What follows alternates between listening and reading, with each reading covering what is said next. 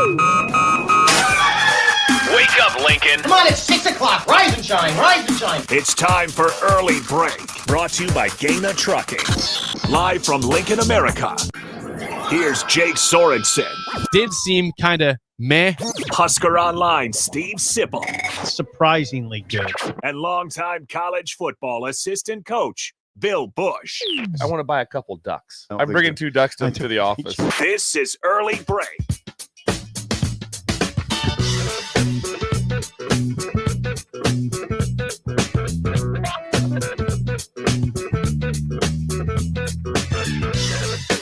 Good morning. Happy Thursday to you, Steve Sipple, Jake Sorensen, Bill Busch on Early Break. Lots to get to today. We'll have Mike Schaefer in studio at 7 o'clock. Rick Heyman, Song of the Day, 6:45. We've had plenty of idle chit-chat before the show regarding the couple days of hell coming up in terms of weather. Is it going to be bad? I mean, snow. It's going to snow tonight, about 5 to 8 inches per the National Weather Service, which is not even the biggest We're in a problem. warning. We're in a warning, guys. What kind of warning? A winter storm I don't warning. think it's going to stick. I don't think it'll be cold enough. Yeah. I think, or maybe it'll be too cold. Bill's to brain stick. is in Louisiana right now. It's not. It can't stick here. I know 0 this. degrees. Walking in today, that it started to happen because of the weather's dropping by the hour. I feel like but I'm a super saver right now. There's so much. Why is that? Because it's small talk. Small talk. Weather Yeah, talk. we Weather do. talk. We love it. Yeah, it's important. Well, right the now. weather talk is that it was so snow, which also there was some not very cold. So there was slush and different things. Now it's just frozen solid. Everything's uneven. I literally feel like I'm an old man Yes. talking at super safe. Yes. It is like concrete, right? Yes, concrete. Well, that was me last night. That was with the snow piles. And it's going to damage cars. If someone from auto repair, please call in and let's say if I'm right on that. Please confirm if Bill's Yes. concerns I've are never thought confirmed. about that, Turns actually. into concrete. Yeah, I've never thought about Just that. plowing. Just try. I don't want to do that. Tomorrow morning. Just run into a snowbank. Just see the thing. Oh, no, See how your car takes see that. how it So it goes. won't just go poof. No, there's no poof. No, you just be You're going. like, that didn't sound good. No, you'll be in a pickle. Is what you'll be. You'll be wrecked. Jake, when there's supposed to be snow? Yeah. So again, Stop it. Don't do this. this. This is actually helpful. This is more than idle chit. This You're is helpful. horrible. This You're is helpful. horrible. I'm Help not the horrible. people. I'm You are seeing. horrible. You are the Because harbinger he's- of doom. I mean, I'm not. No, I'm not. I am the informant here. People need to be informed. okay. The National Weather Service says that tonight, about 4 p.m. until about 5 a.m. Friday, 5 to 8 inches of snow coming to Lincoln. I heard 3 to 5. Okay, well, you heard something. The Weather Service says 5 to 8. Was that Sip? It was missing tooth. Steve Greg. Shimmick over there, Bill It Shimmick. was missing tooth, Greg. He said 3 to 5. He's just trying to keep you optimistic. Yeah. And it could be 3 to 5. 5 to 8's not that bad, really, if you think about it. If you were saying 14 to 16, That's I'd be the like, problem. Oh, yeah, come on. Light, fluffy snow because it's Yeah. negative 25,000 degrees outside. and you guys asked me again regarding the playoff game in Kansas City this weekend, Dolphins Chiefs. The high at kickoff is 0 degrees. The feel like with the wind chill is negative 19. That's, Negative 19. that's Teams from South Florida and Florida in general do not exactly play well in negative 19-degree wind chill. you don't like Miami's chances. I don't like Miami's chances. I mean, they got guys from other places They than do. Miami. They do. What's the coldest that the Dolphins have won? For a long time where Tampa Bay hadn't won a game like anything below freezing Well, for this 30 years. Yeah, this is the sad thing. I believe the Dolphins the last 9 times they played in below than 40-degree weather, they got blown out. Not just lost, but they competed against the Bills last year in the playoffs. They lost by 3. Just didn't know what down it was. Yes. They run the ball, though. McDaniels was vaping on 4th down. He forgot what down it was. Didn't call a good play call, and the game was lost. Vaping. And I never heard the end of that He was vaping. for the whole year.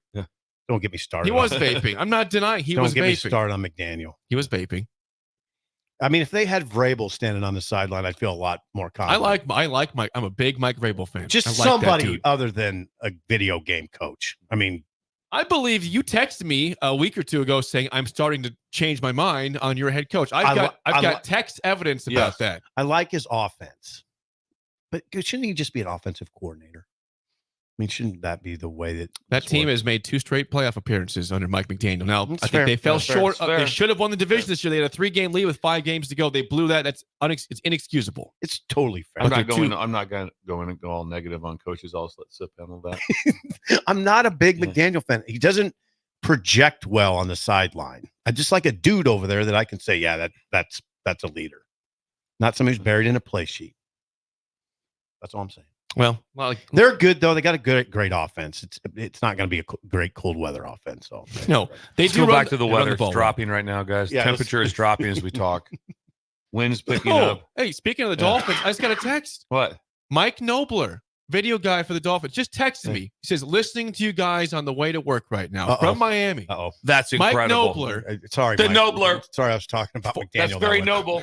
Hey, we talk about McDaniel. Me and Mike talk about McDaniel. Okay, so I'm not totally. He's listening to us in Miami right now, getting prepared for the Dolphins. Could he game. please text in to Jake Sorensen? What is their weather gear plan? Yeah, I'd like Mike, to know. I'd love to know that too. Could we talk to the equipment manager? Is Mike? there a plan? What is the plan? Because it's a lot.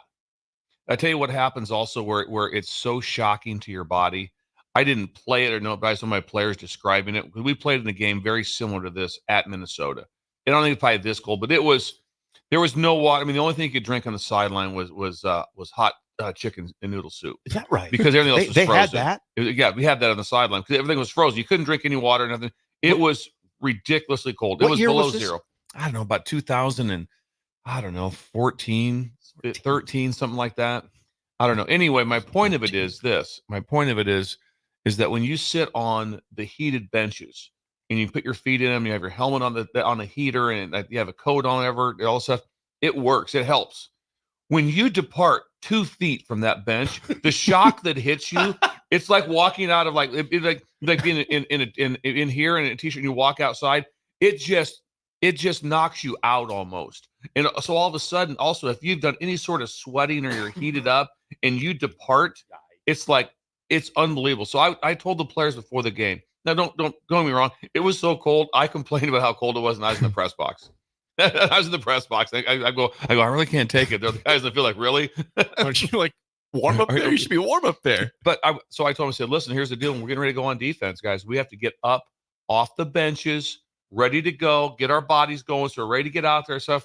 I'd watch our defense from up top, and I'm talking to Dave Aranda, on the deal. I'm like, they would punt the ball. We would punt the ball. They would get the ball. Their offense would be going on the field. Defense was still on the bench. We're still on the bench. All of a sudden, there's like, gotta go. They would just throw their stuff off and go. Now, I will say this: they played their tails off. We played great and ended up winning the game. Played really good defense. But it was so cold when I ran down because that's for the axe. So you want to see what's going on. There we go. It's a big deal. So I ran down from the press box. I'm coming out. I'm going to go out onto the field. Numerous coaches were running in. They're like, I can't take it. Ooh.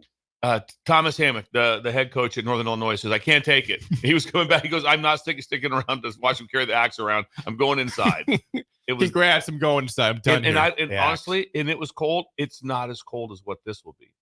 It's not They're that saying cold. this could be potentially the coldest game in NFL history, at least playoff game. Really? What was it? Yeah, what was the Ice Bowl back the in Ice this? Bowl. Was that early 70s or late 60s for that one? I don't like bringing up things I don't know. Yeah. The quarterback is the guy that is. I mean, I don't know how they do it. I mean, the quarterback's got to think. I mean, he's got to talk. He's got to make plays. Think of the difference. Let's just talk about the game, how it's improved. So now the balls are in warmers. They're like in a pizza delivery box. Yeah. They're warm. Imagine back in those days, the ball was rock hard. There's no warmer. There's no warmer. There's no that, and they'll be changing those balls like every 3 plays. They'll be trying. They're still going to freeze up pretty fast. Yep. Yeah. It's still going to freeze up. I don't know how you. fast. I mean, think about QBs a amazing. pass catcher though in this. A receiver. You see so many jammed fingers happening. Just all sorts of Gloves. I'm wearing gloves. So no matter what. Let's run this by. So the first thing that Jake's concerned about right now is jammed fingers. I'm just saying a lot. It'd be very difficult to pass in this. What do you think? In this weather? There's a lot of problems that happen in cold weather. We all know Let's talk that. to the head coach of the Chiefs. What do you think right now about the weather? Well, the jammed fingers. Well, there's lots of things So to we're go gonna- to. That's the thing we're most The concerned with. The Dolphins rely on the pass a lot. They have a good rushing attack with Mostert and Jeff Wilson and Devon Achane. That helps, Jake. They can run. Now they just better- have to. Yeah, they better. McDaniel's got to say, you know what? We're physical. We're tough. We can run the football. He's That's a what we gotta physical, do. tough dude. So Jake, Josh has information there. Ice Bowl, per Josh, 1967. about negative 15 Ooh, degrees Fahrenheit. Okay. So maybe this would be one of the coldest games ever. Then, not the coldest Also, game ever. if you watch that, the history of that game, stands are packed. People there wasn't like, well, we're not going. Oh no, they went to I it. admire those. And if you look at this Chiefs game, there's a lot of tickets available. People are like, I'm not going. Yeah, it's a playoff game. I'll be there next week if they win. Ooh. There's a lot of tickets available, and I don't blame them because of the cold. But like as Bill said, back in the day, people were tougher. You just went. You just sucked it up, and you walked uphill both ways in the snow to school. And you went to a game at 8 o'clock at night in an indoor arena. You did. Walk uphill both ways to school. Yeah, I've heard it all. I know. We're not going to go there. The two old men over here. I want to give a super saver. Yeah, super in saver. line. A brief history on the Ice Bowl, which was, if you ever watched the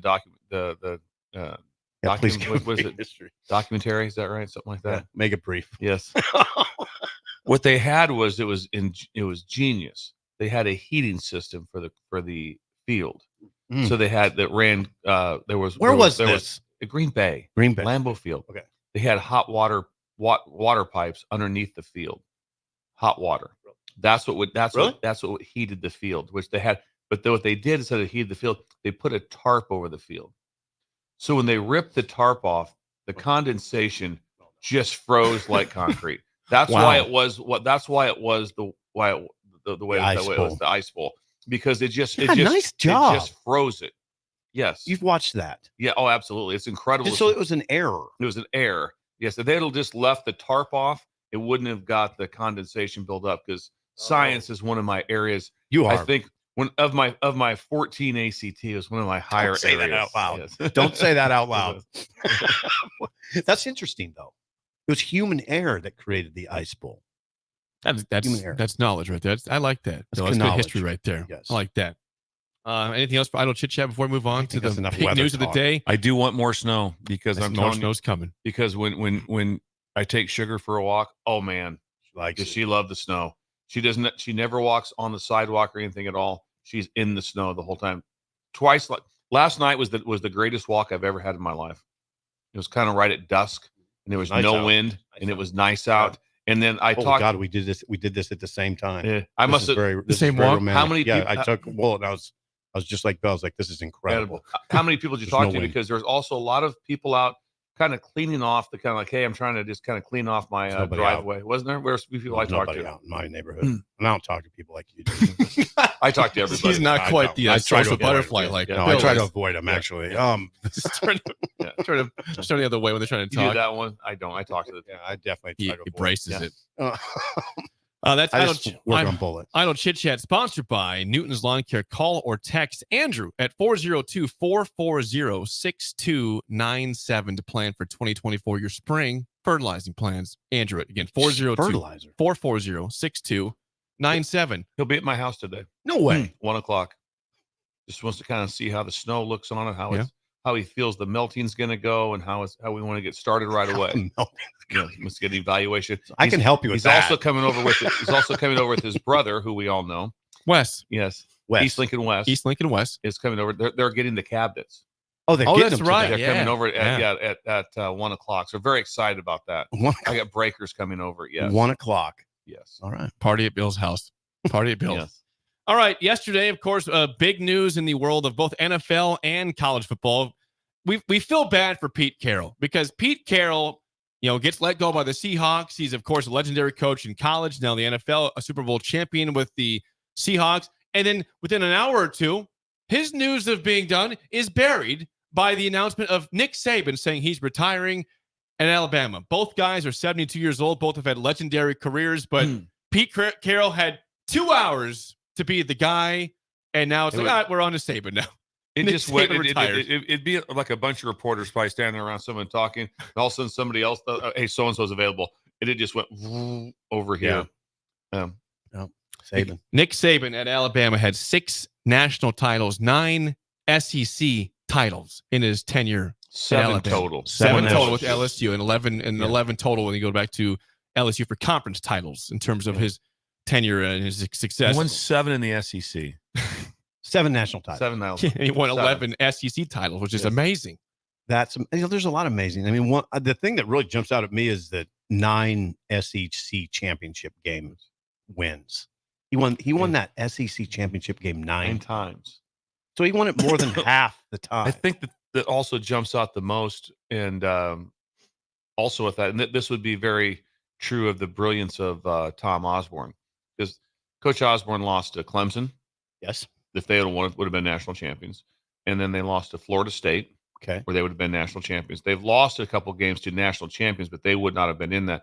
But my point is to get to that game. Mm-hmm. And Saban did that also. Mm-hmm. He lost a couple national championship games. So just think how he was in the national championship game like 9 or 10 times. 8 times. That's amazing. Well, 8 was the Are you college sure? Well, the college football, I know this. The college football playoff there's been 10 of them, and he was in 8. Because I'm trying to think who he lost to then. Because he only lost one championship, only lost the one to Clemson. I'm going back to a Tuscaloosa news Clemson story. beat him twice. I think he was in the national championship. Well, we're talking about the college, the playoffs. Yeah. Okay. Yeah. But my point is, I know for sure he's lost 2. Okay. Just imagine that. He's lost 2. That means he was in, that means he won 7. That means he was in 9. Yeah. And the LSU one, I think, was just the old, what was this? Is the other system. Other system, Yeah. whatever it was. Yeah. Anyway. Nick Saban in Alabama, 201-29 as a record. The great Bear Bryant won 6 national titles as well. He did. He won 232 games, and I think people wondered, would there ever be another Bear Bryant? Well, there is, and he was at the same school. The other thing about Saban Same is school. Yeah. The other thing about Saban, see, if it happened here, we would all benefit. I mean, they call it Sabanomics, and the impact he's had on the Tuscaloosa community, also the school. Since 2007, they have 10,000 more students. I mean, there's been a growth of 10,000 students. Now, think about the University of Nebraska adding 10,000 students in a period. I say, it'd be, I mean, huge economic growth.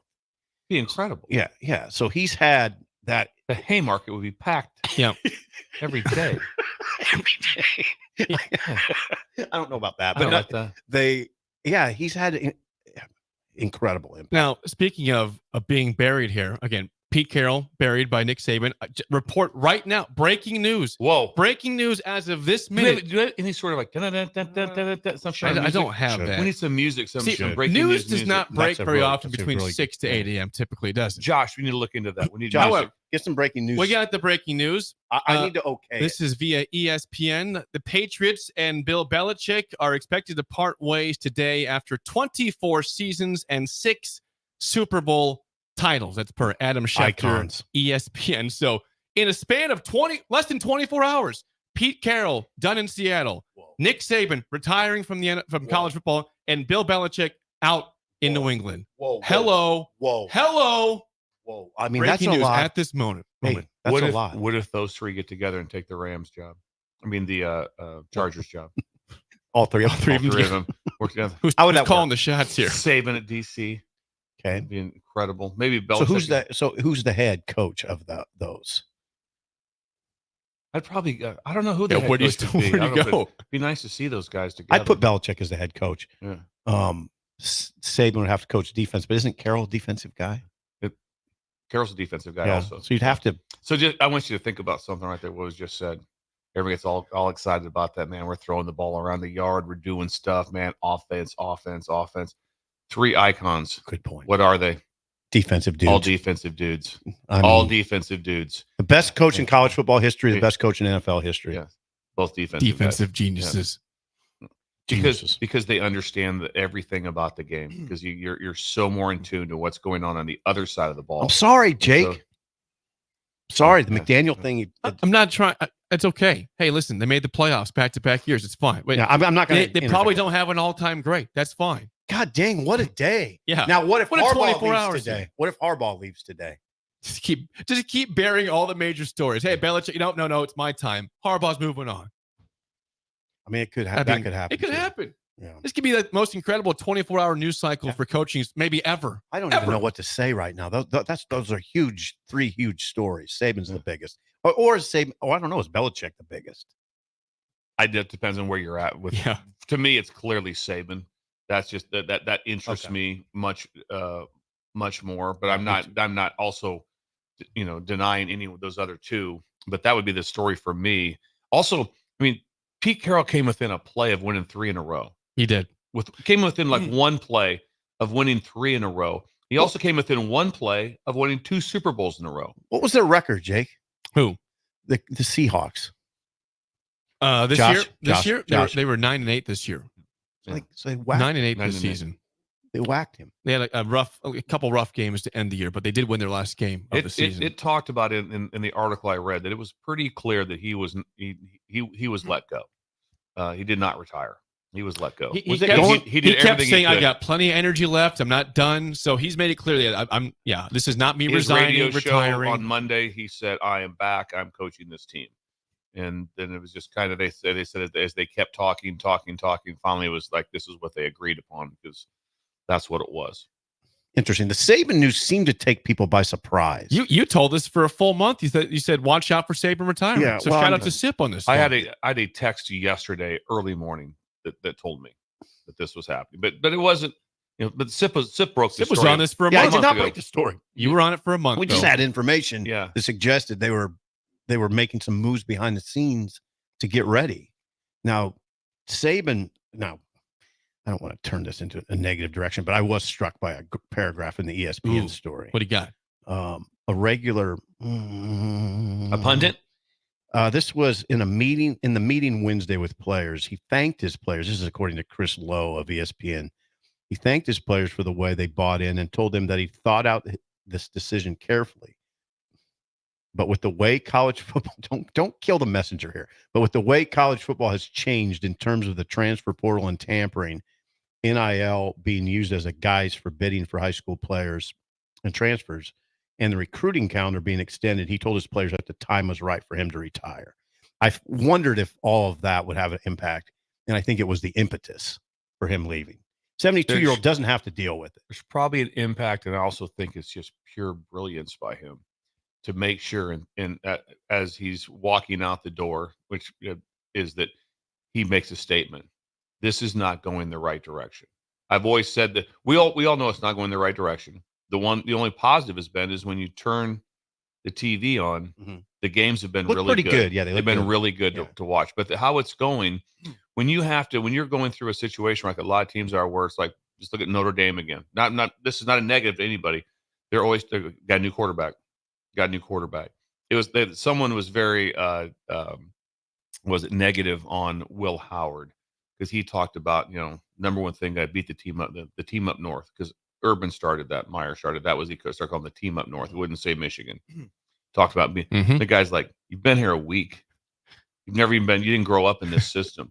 So the guys that that sounds kind of phony. And so, but my point of it is like those a lot of those Michigan players that won these games and won this championship, they started off. They know what it's like to lose to Ohio State. Yeah. When you know what that's like, when you've been through that. Think of that span of about 73 through 75, or I mean through 78, whatever it was. There's about a 5-year span where Coach didn't beat Oklahoma. Mm-hmm. The pressure was, you felt it. Oh, don't think that Coach Osborne did. Oh my God, yeah. You felt it like it was paramount. Yeah. So when you don't know what it's like on the rough side, when you don't understand, when you walk in there and some of them guys at Ohio State have been there for like 3-4 years now, and they're like, you don't know what this is like. You don't understand what it's like getting on this bus coming home after losing this game. It's horrifying. Yeah. If you are just tuning in, get your car, and you missed the breaking news. We mentioned again, Nick Saban retired, of course, yesterday, and Pete Carroll out at Seattle. The breaking news this morning, as of 5 minutes ago, Bill Belichick and New England are parting ways. Here's some stats on his career. Bill Belichick. This is amazing. 24 seasons. 9 Super Bowl appearances, 6 titles, 266 and 120 regular season record. And how about this? This is incredible. In the postseason, 30-12. The man was 30 and 12 in the postseason. That is unbelievable. Yeah, that's. Think about me saying my team has not won a playoff game in 23 years. That guy in 24 years was 30-12 in the postseason. One as an assistant coach also. And think about the same thing I just mentioned. So he won 6, right? He won 6 for 9. But he still got in it 3 other times. Yeah. He got in it 9 title games. 30-12 in the playoffs is an incredible. That's unbelievable. Yeah, it's unbelievable. Just think too, when you always have like weird things that happen in your career, it'd always be on the things that still I would imagine that Coach Carroll probably still just daily struggles with the loss from the 1 yard line. Oh, I'm sure Carroll. Belichick struggles with the undefeated season. Mm-hmm. It would have been. Imagine him right now if he was also when Jake read that off, he also said also undefeated season. Oh yeah.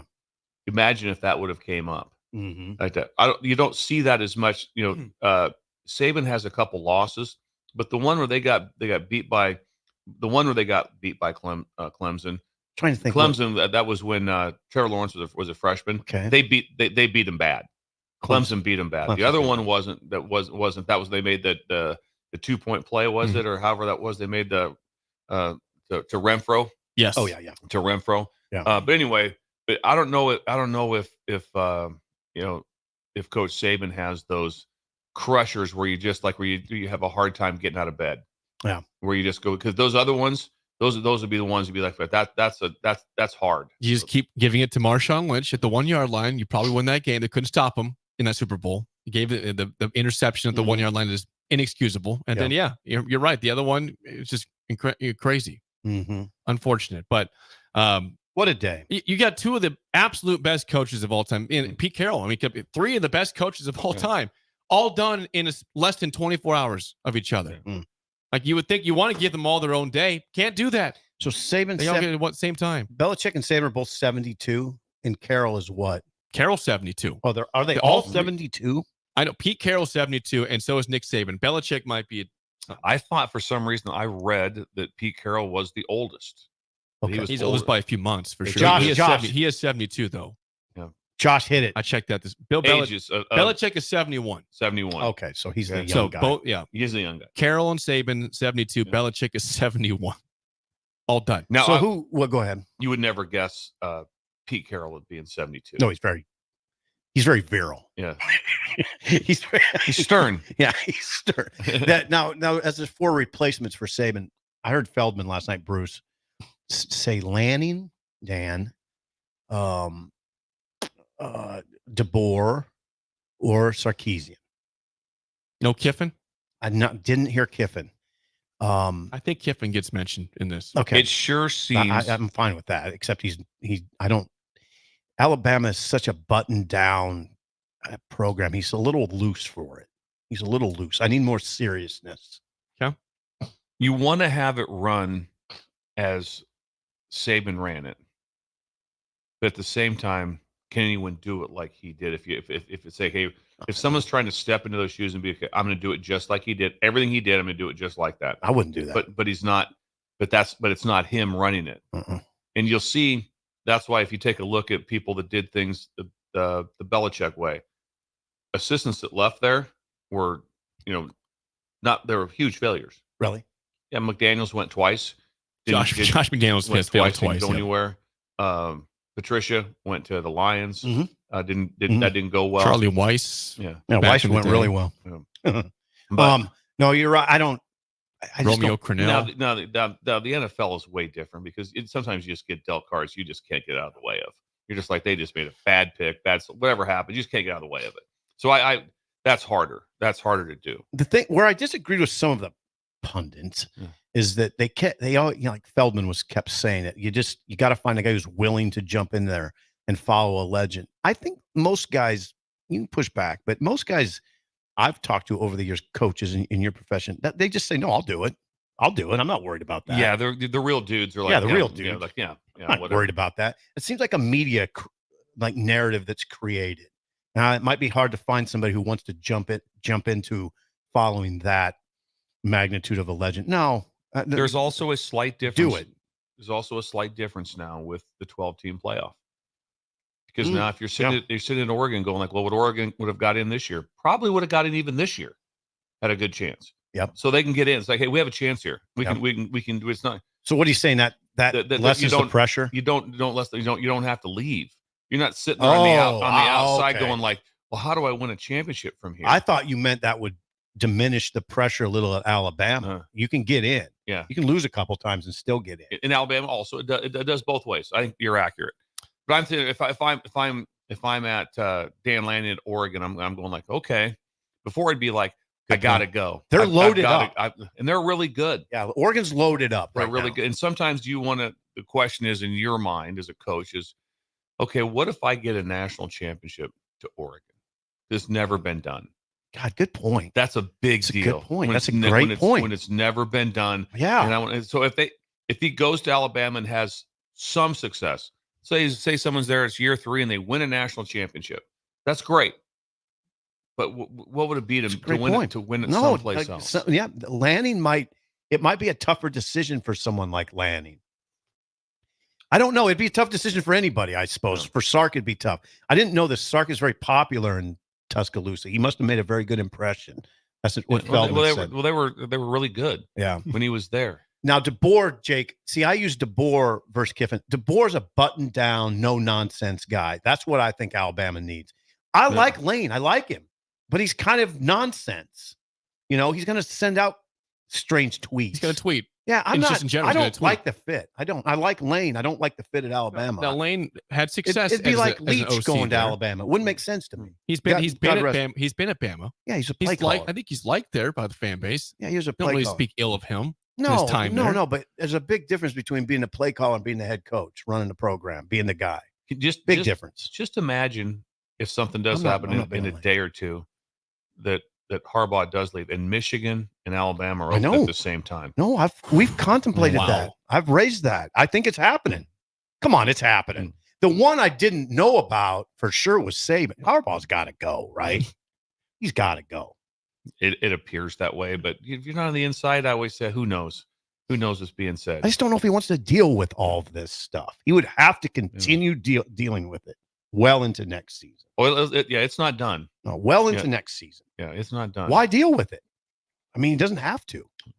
And it would get ugly. And there's 20 draft picks. You know what? It wasn't. I think we talked about on the show here. Was that me later doing some research that Michigan's probably the only team, maybe in the last 30 years, the national champions that really good chance they don't have a first round draft first rounder.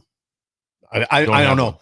I don't know if they won't have a first rounder, but there's no evidence. There's no evidence. Always, and the only person is like if you take the chance on McCarthy, that would be the one guy. So we would not if we were NFL champs. No, although Blake Corum is not a first round draft. No, he's not. He's a good player. I think Mel Kiper had McCarthy as a 23rd player. I saw that yesterday. So I don't get it.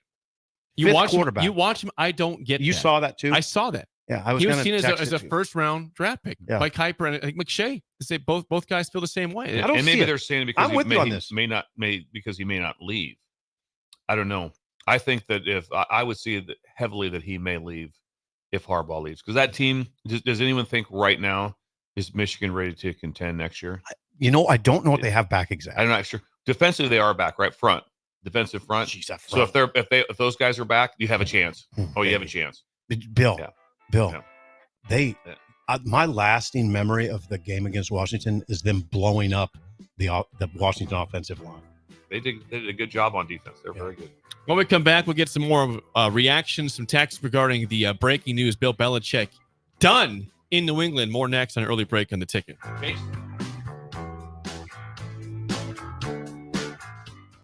You're listening to Early Break with Steve Sipple, Jake Sorensen, and Bill Busch on 93.7 The Ticket and theticketfm.com.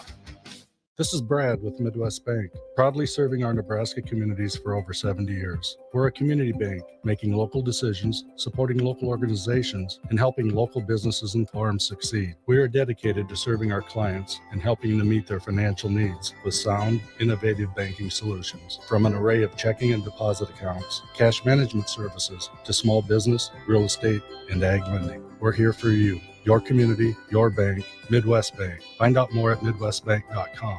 Member FDIC. Why are New Year's resolutions always about getting to the gym more or dieting?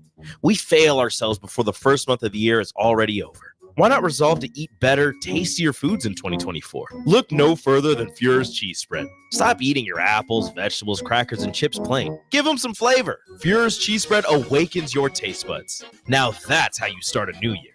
Find your container of Fuhrer's Cheese Spread today at your local grocery store. Gaina Trucking is hiring CDL Class A and B drivers. Gaina Trucking guarantees a 40-hour work week year-round, and their strong team culture makes it not a job, but a career. Gaina Trucking offers health, vision, and dental insurance, 401k with company match, an employee assistance program, and other bonus programs. Build a better career today with great team culture at Gaina Trucking. Learn more and apply today at GainaTrucking.com.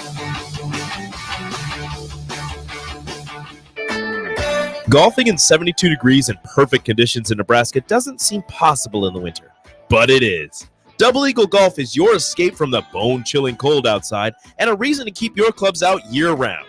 Book a bay with some friends for a weekend or come by for golf and happy hour on a weekday. Spring leagues begin in February. Get signed up today.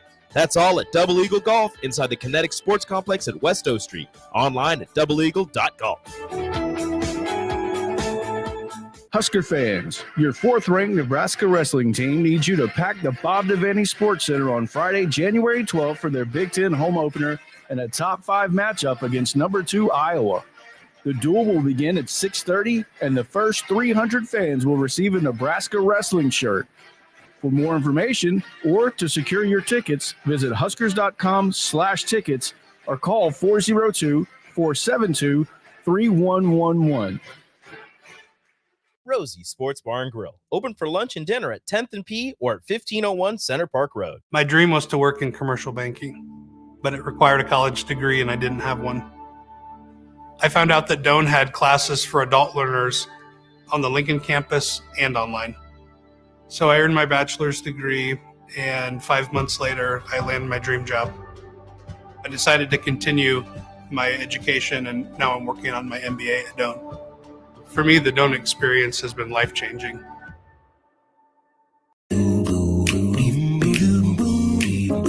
John Henry's would like to remind you, if you haven't already, to unhook your outdoor hoses and check faucets for leaks so your pipes don't freeze.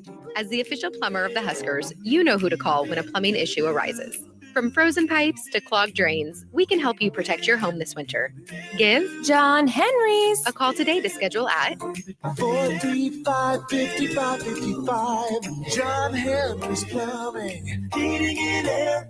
If you want to make new floor shopping easier, come to O Street Carpet. Hi, I'm Steve Carper. Our flooring professionals can help you choose the best flooring for you, your family, and your budget. We eliminate the confusion.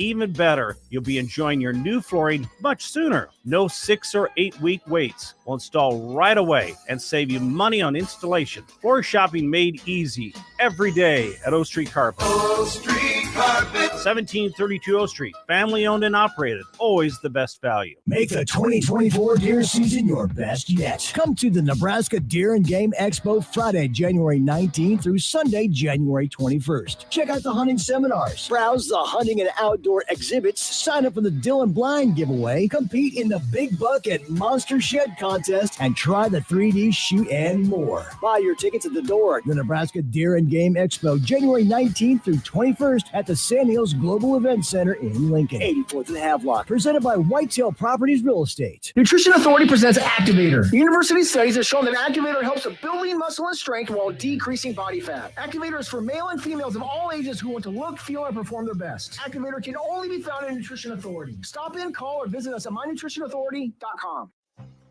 Integrated Life Choices has been inspiring opportunities for individuals with disabilities for more than 15 years in Lincoln and across Nebraska by offering a number of services.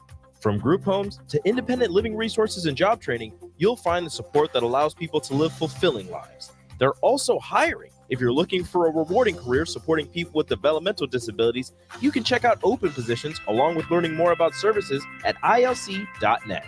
Integrated Life Choices. We're on the air.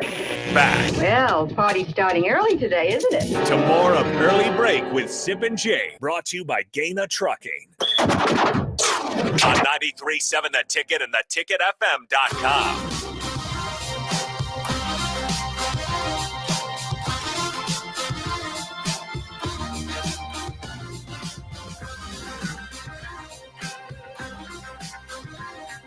This is dead serious. During the break, we spent 5 minutes trying to find the best type of breaking news sound we could find. We couldn't find what we liked. We scoured YouTube. We scoured what we have from breaking news in the past and different shows, different sound effects. We couldn't find it. So we will keep trying to find the perfect breaking news sounder because, as we said, it doesn't happen very often during this show, breaking news. But Bill Belichick, first segment of the day, says him and the Patriots are parting ways. A noon press conference, 11 a.m. this time, noon in Boston to announce that today. So could he be coaching somewhere else next year?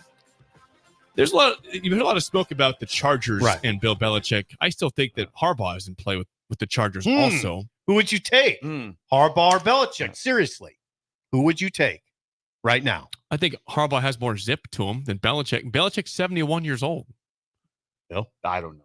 I'm taking Harbaugh. I would too. I'm just it's a quarterback guy. At some point in time, age does factor in. It does. No, it just does. Now, but also at the same time, could any of those three still be coaching at the highest level next year? Yes.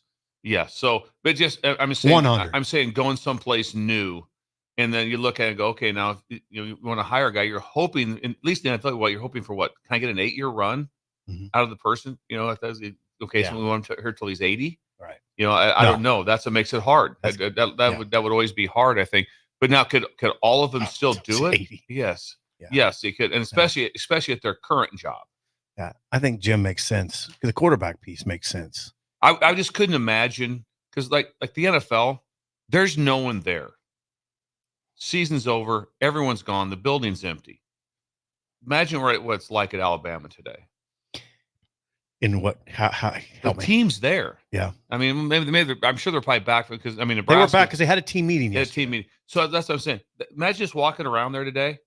Mm-hmm. Be a really, really weird feeling. Onus on Greg Byrne. Yeah. Now, the Greg Byrne. Now he hasn't used a search firm for previous hires. I was told he wasn't going to use one for this one. Greg Byrne is in the position that his dad was in some ways. Bill Byrne was the AD at Nebraska when Tom moved on, when Tom retired, Tom Osborne, and now Greg is in the seat and has to choose the successor to the greatest college coach of all time. Mm-hmm. With due respect to Bear Bryant, and Tom Osborne and a few others, but I think Nick Saban's the best. So Greg Byrne, onus on Greg Byrne. What will he come up with? I don't know. Though, listening last night to various podcasts, Sarkisian makes a lot of sense to me. Sarkisian makes a lot of sense. Does it fall in the same category as that what he would like to do is bring a championship to Texas? That's a good question. He could do that. There's no difference in resources, and if you just take state by state, if you just did the math and just say, tell me all the whatever Division 1/5 4-stars that we have to have. Right. There's way more in Texas than there is in Alabama. Pay. Texas is going to pay him. They're going to pay. They're going to pay. Same with Lanny. Yeah. So they're going to have. So they're not. It's like I got to take that check. So what check's the same? So what we're establishing here is that Greg Byrne probably has a tough job because he could get turned down. There's a chance someone just says I'm good. Yep. There's a chance someone like Sarkisian could say I'm good. Lanning could say, what would you do with DeBoer? I want you to think about Sarkisian is that he has a quarterback coming back. They were in the semifinals. They have a quarterback. Would he take him to Alabama? Aren't they preseason number 2? Hold on. They're preseason number 2. Yes. Would Sarkisian blow that whole thing up, take the Alabama job, and take yours with him? I don't think. Who knows? When I say, would he go? He's from Texas. Yours is from Texas. That'd be a hard one. He's already, I went to Ohio State. No, I don't see that. And then also at that, their quarterback was pretty good. Milroe was a pretty good player. Yep. He's a pretty good player. You're right. So you're right. So it's like, there's a lot of things going on there. Oh God, there's a lot. I saw an interesting tweet. Now, this is from Marlon Humphrey, who was a former Alabama defensive back. He's an NFL player now. Okay. So he's a Crimson Tide player. Okay. He's been gone for like 5-6 years though. He tweeted out, okay, I would have been in the portal so fast after I heard Nick Saban was retiring at Alabama. I read that also last night where someone says that's a first round pick from only a couple years ago. Alabama. Why he feels that way? Just because he went there because of Nick Saban. This is the GOAT. Okay. Anyone replacing him is not the GOAT. They're not. Jalen Hurts had a great quote, and I was listening this morning driving in, where he talked about, I think it was Jeff Blake was the quarterback there prior to at Alabama, and he said during the recruiting process, however it was spoken to, where Blake told him, he said, I came here as a young man or whatever, and I left as a grown man. Yeah, and so that was a big thing for. That Hurts said that so it's not just Blake Sims that are going for. What's that? Blake Sims. What did I say? Jeff Blake was a quarterback in the 90s and 2000s. But he was a quarterback. He was a quarterback. You're fine. Jeff Blake. So you were going to say what about Saban? Well, just the fact that it's not just like we're coming here to get rings. Right. They 100. But he also he talked about the process. Yep. And he loves the process. Yep. And so the process is not the process anymore at some places. What do you mean? Because the portal. It's not quite the same process. Sources told Lowe, Chris, expanding on your thought, that Saban had grown increasingly frustrated with what college football has turned into. He's all about the team and building a team and developing players. And now the only thing that seems to matter is who can get what in NIL and who can get the biggest deal. That's not Sipple talking. That's what sources told Chris Lowe. It drove him out. Now, I've been talking to Frank the last couple of days, Frank Solich. It was not. I mean, those guys, they got to be careful what they say, but they don't like what's going on. I mean, I don't think it's wrong to say that. No, because it's just different than what was proposed or what everybody felt should happen. Was that players should get something, especially off of name, image, and likeness. Not name, image, and likeness off of your likeness is how you were in high school. It has to be on what you did. Or just straight up pay for play. Yes. Well, which is what we're talking about. And everyone knows that. That's across the board. Everyone knows kind of what's going on. And there's no, and so that's extremely hard. But you want to have, but there's nothing more exciting than the team and what you're bringing back. And who did it better than Michigan? Those guys have all been around forever. That team. They added a piece here and there. No, you're right, though. But those guys were. It wasn't portal driven. No, it wasn't just like, well, man, it's like, man, they went and got so and so. They went and got so. They got an offensive lineman last year. Wasn't from Stanford. Possibly. Yes, they did. Their starting tackle was but so there's a few, so that happens. Just a few. Anyway, but there's always some sort of grad transfer, something like that. And they're paying guys. I mean, guys are getting paid at Michigan. You don't hear too much about it. Harbaugh's kept that. He's kept a very collegiate, traditional feel at Michigan. He has. It still feels like Schembechler somehow. He did it, and I give him. I'm a huge fan. He's done an incredible job of keeping it with a collegiate feel. What was I going to say? Anyway, it'll be fascinating. Also, in the NFL, things don't have to happen real fast. No, they don't, because there's like, when's the draft? When is this done? There's nothing that's not like we need to have a guy in here. Nope, not true at all. College, you do. Yeah, winter conditioning starting. There's still another signing period that you can still sign players. All these things are going on, and so that's they need someone. What is it right now? There'll be someone in January 11th today. And today's what, Thursday? Yep. They'll have someone in place by this weekend. Alabama will have a new coach hired. You think so? I don't know how they don't. Or at least it'll be pretty clear where it's going. How do you not? Because the clock is ticking in college, and also the next part is the chance to be able to save. He talked about going in the portal. The player you just discussed, Marlon Humphrey. Yes. So there's going to be players right now. If you don't think there's people in the locker room thinking like, whew, yeah, you got to make a move. What do I think? Now here's a question. There better be a guy that comes in that can hold the team together. Okay, does Greg Byrne know who it is? I mean, is it possible right now they know who it is? It's possible, of course. It's possible. I know this. This is the one thing I know. And the reason I kept saying, I think you better watch Saban, is because they were reaching out to guys 3 weeks ago. That's why I thought, okay, they could have been. There can be people involved in this also that maybe you don't know about. Winners always add up. Lance adds up because he's a winner. Mm-hmm. He's a winner every place he's been. That's also could you sell Lance in Tuscaloosa? I don't know. Yes, you could. Can you sell him? Yeah. I could get him. Unbelievable job. I could get him in front of the podium and sell him. Absolutely. I mean, how could you not sell DeBoer? You could. I mean, I like DeBoer over Sarkisian or Lanning. I do. Because he's buttoned down. He's not a defensive guy. No, but he is a team. He is. Harbaugh's offense, but if you look, they're complementary. Yeah, they're complementary. Oh yeah, 100. And so if you're that's all what Harbaugh is. If you're complementary offense, you still get it. Okay, you still get it. When you're just like we got to go fast, we got to score points. I love all those three: Sarkisian, Lanning, and DeBoer. But DeBoer, I like that picture. He's a dude, man. Yeah, I like that picture. I can't imagine also. No, that it's I'm sure that Coach Saban, I'm sure one of his messages, I'm sure to the team was, stay at Alabama. You came to Alabama, stay here. But if you think for a second there's not that last night that phones weren't burning up from high school coaches that were getting hit up. Hey, what's going on there? What's so and so doing?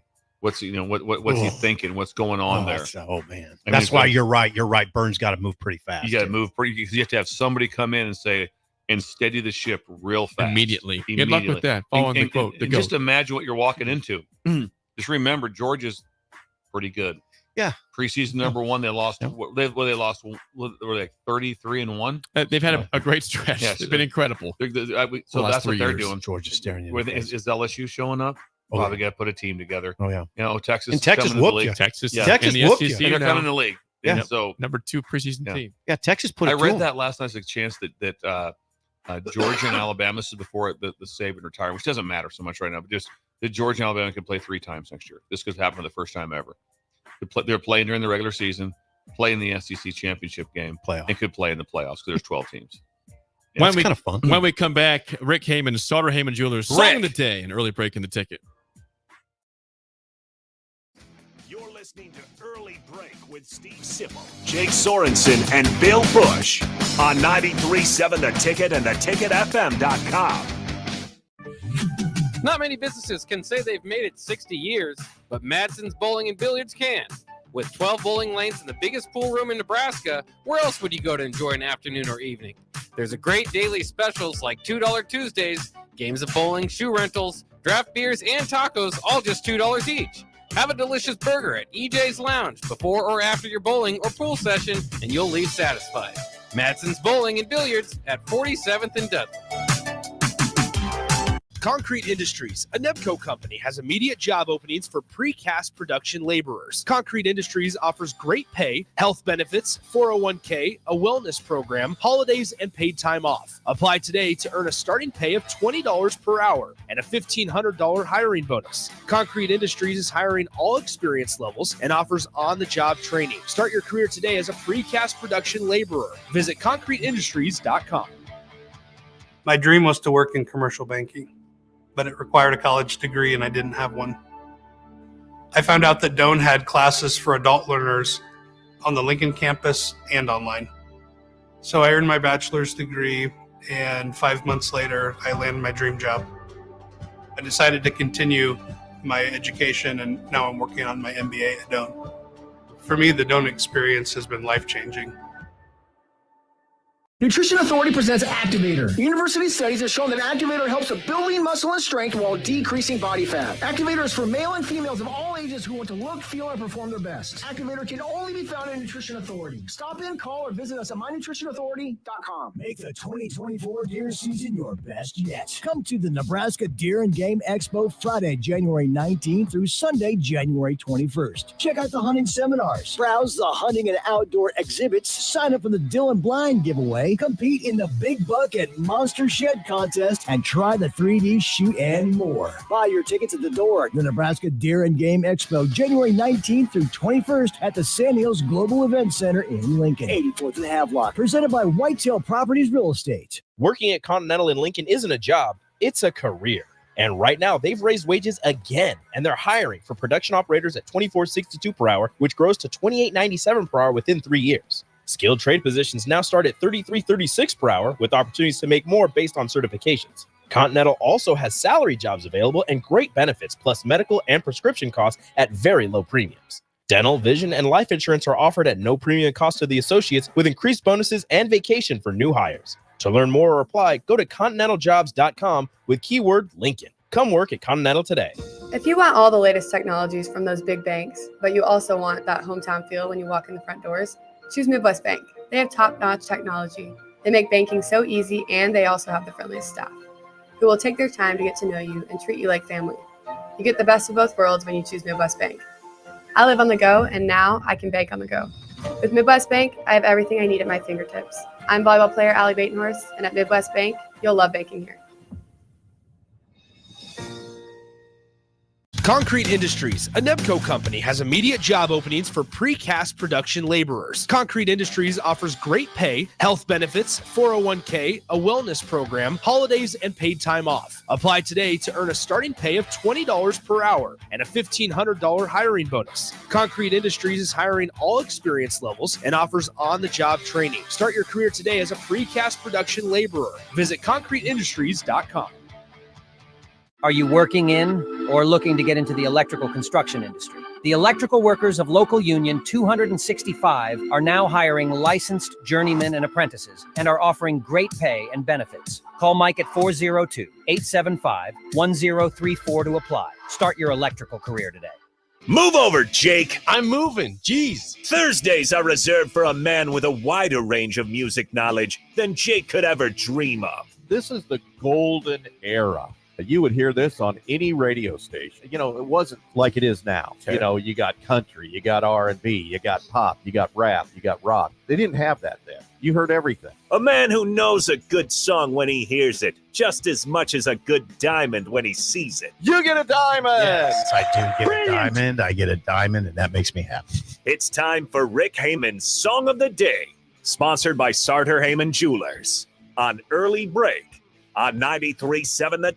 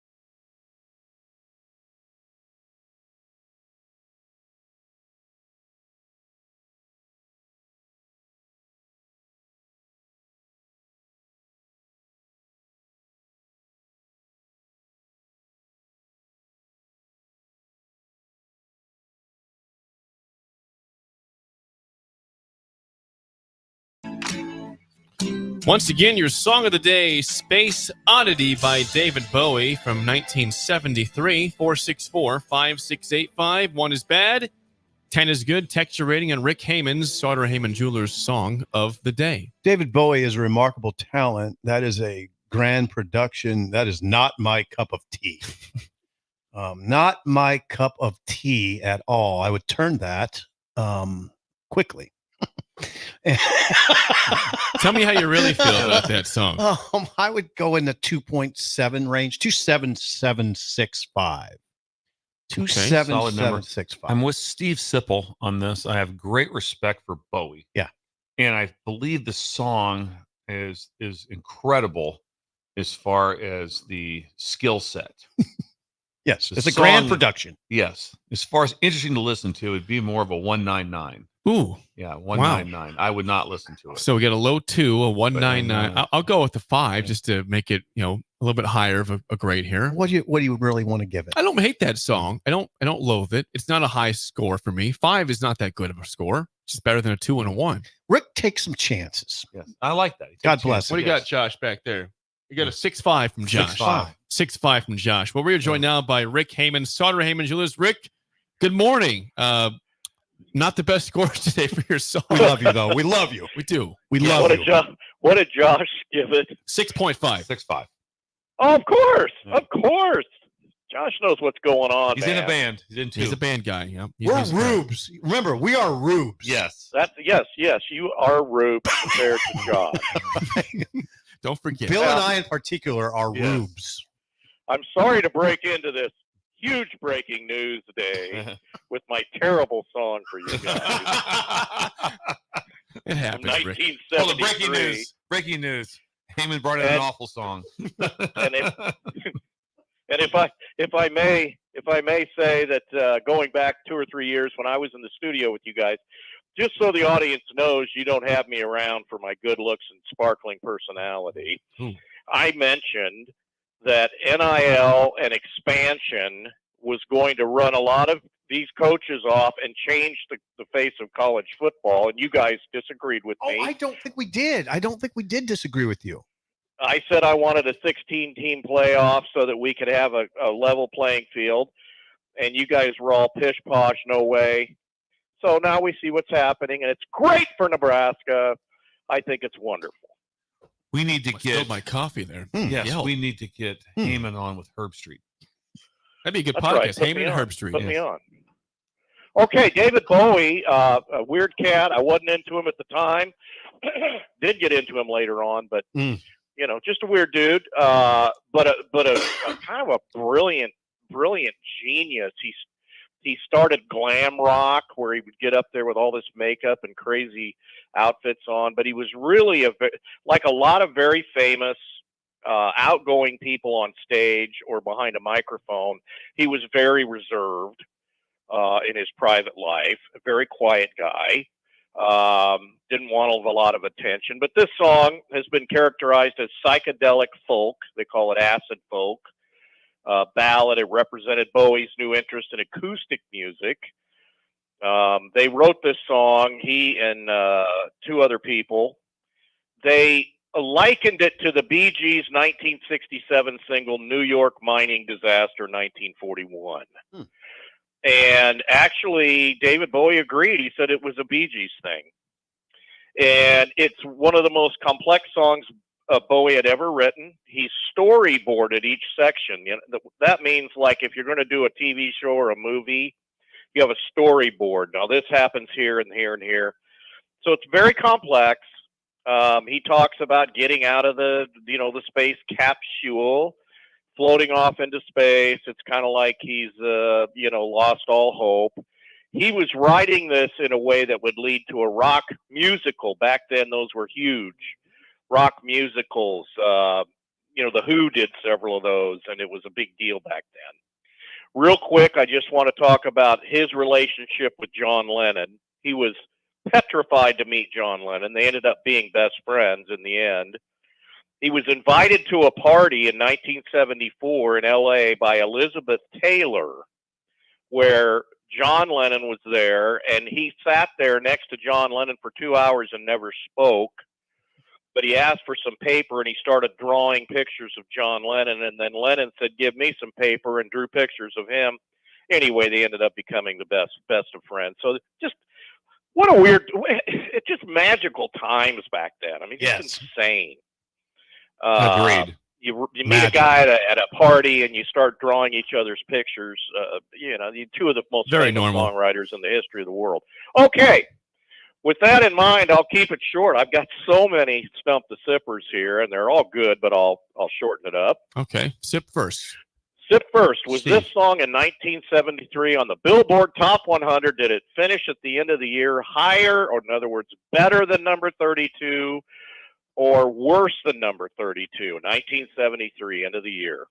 Oh, I'm trying to think back. Hold it. No, you're not. Sip was about 6 years old. I'm trying to think when I was 6. 6 or 7. Where'd I have it rated when I was 6? What are you talking about? I'm going with higher. So higher than Better. 32. Better. Yeah, better. Yeah, number 21, you get a diamond. Nice. I need one. One for one. Right, Bill. Over to Bill. Algebra. Bill. What? I'm glad you got rid of those cupboards, by the way. I appreciate the offer. I couldn't get it going with my wife. No, I appreciate it very much. They're good hands. Good hands. Yeah, sounds like It's very emotional. Yeah, it was a little emotional. Very emotional. When we bought the house, they were there. So what famous 40s, 50s and 60s singer did David Bowie do a duet with on TV in 1977? You're joking, right? I'm not joking. It was You're Bing Crosby. You must not watch the show.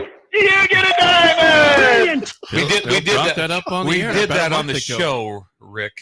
Oh, you did? Okay. Yes, we All did right. that. That was one of the Bill's thrills. A fit of brilliance. It was beautiful, too. Yes, it was. beautiful. It was incredible. Very nice. I missed that one. I'm sorry. And then back to Sip. What song did he write and perform with Queen? Oh, I know this. Jake knows it. Pressure. Under You pressure. get a diamond. Yeah. Ding, ding, ding, ding, ding. Yeah. Oh, Under yeah. pressure. Bill knows it too. Under pressure. It was It's a great song. It's a great It's song. a great song. Oh, if you had played that song, Rick, I'm giving you a 9. Yeah. It's a good one. It wasn't 1973, Yeah, unfortunately. different year. Rick, thank you. Now, open question to everybody: Is All right. he or is he not in the Rock and Roll Hall of Fame? He's in. Yes. He's in. Give his diamonds. You guys are adorned with diamonds. He was in one of the first classes, 1996. Nice. Brilliant. 4 for 4 today. God, we were 4 for 4. Beautiful. Wonderful. Rick, what's going on right now at Sauter Heyman Jewelers? Hey, it may be cold. It may be nasty. We got Steve Shimmick over there giving us the weather today. It's not good, but inside Sauter Heyman, we'll warm you up with our beautiful Heartland diamonds. They're the most spectacularly cut diamonds in the history of the world. We have specific cutters that we will only allow to cut these particular diamonds. They have extra facets. When you see one, you'll know what I'm talking about. Go ahead. 100% natural diamonds from the earth, not a lab grown. These are natural diamonds cut to perfection. If you don't agree that they're the most beautiful diamond you've ever seen in your life, we will give you a free pair of dollar store readers to make sure that you can see okay. Check us out on Facebook and Instagram, Sauter Heyman, and I'll post more interesting things about the great and amazing David Bowie on my personal Facebook at Rick Heyman. Rick, always good stuff. Thanks for the time. We'll chat with you again next week. Great job, Rick.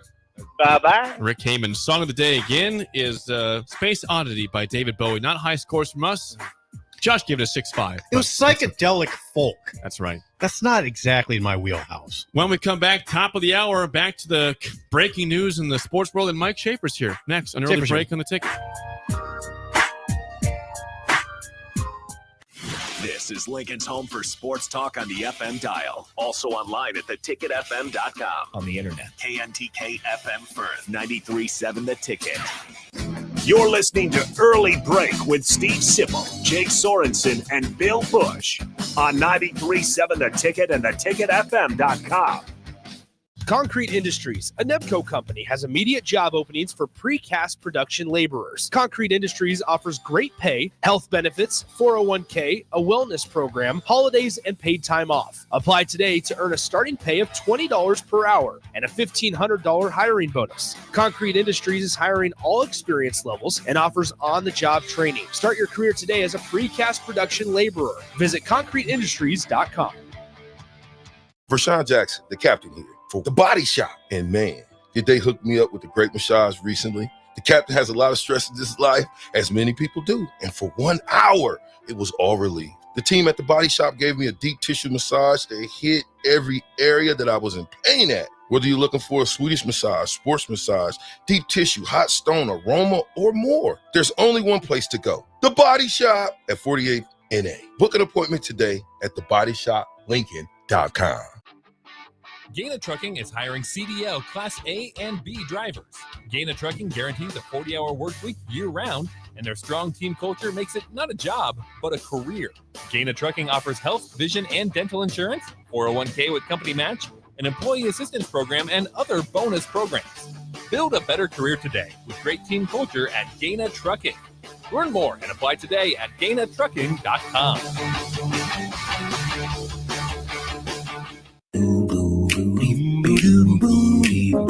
John Henry's would like to remind you, if you haven't already, to unhook your outdoor hoses and check faucets for leaks so your pipes don't freeze. As the official plumber of the Huskers, you know who to call when a plumbing issue arises. From frozen pipes to clogged drains, we can help you protect your home this winter.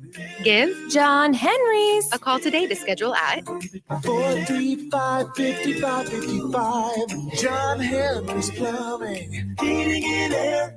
Plains Cover Crop is your one-stop seed shop. Call us now for spring and summer forages, CRP mixes, and fall cover crop blends. We do farm-specific consulting for practical and efficient seed blends to fit your geography and goals. With a very diverse inventory, we will tailor a blend just for you. We're also looking for contract growers, and we buy and sell rye. Find us online at plainscovercrop.com. Timeless agronomy practices paired with modern technology. East Highway 20 in Orchard and across Nebraska. If you want all the latest technologies from those big banks, but you also want that hometown feel when you walk in the front doors, choose Midwest Bank. They have top-notch technology. They make banking so easy, and they also have the friendliest staff who will take their time to get to know you and treat you like family. You get the best of both worlds when you choose Midwest Bank. I live on the go, and now I can bank on the go. With Midwest Bank, I have everything I need at my fingertips.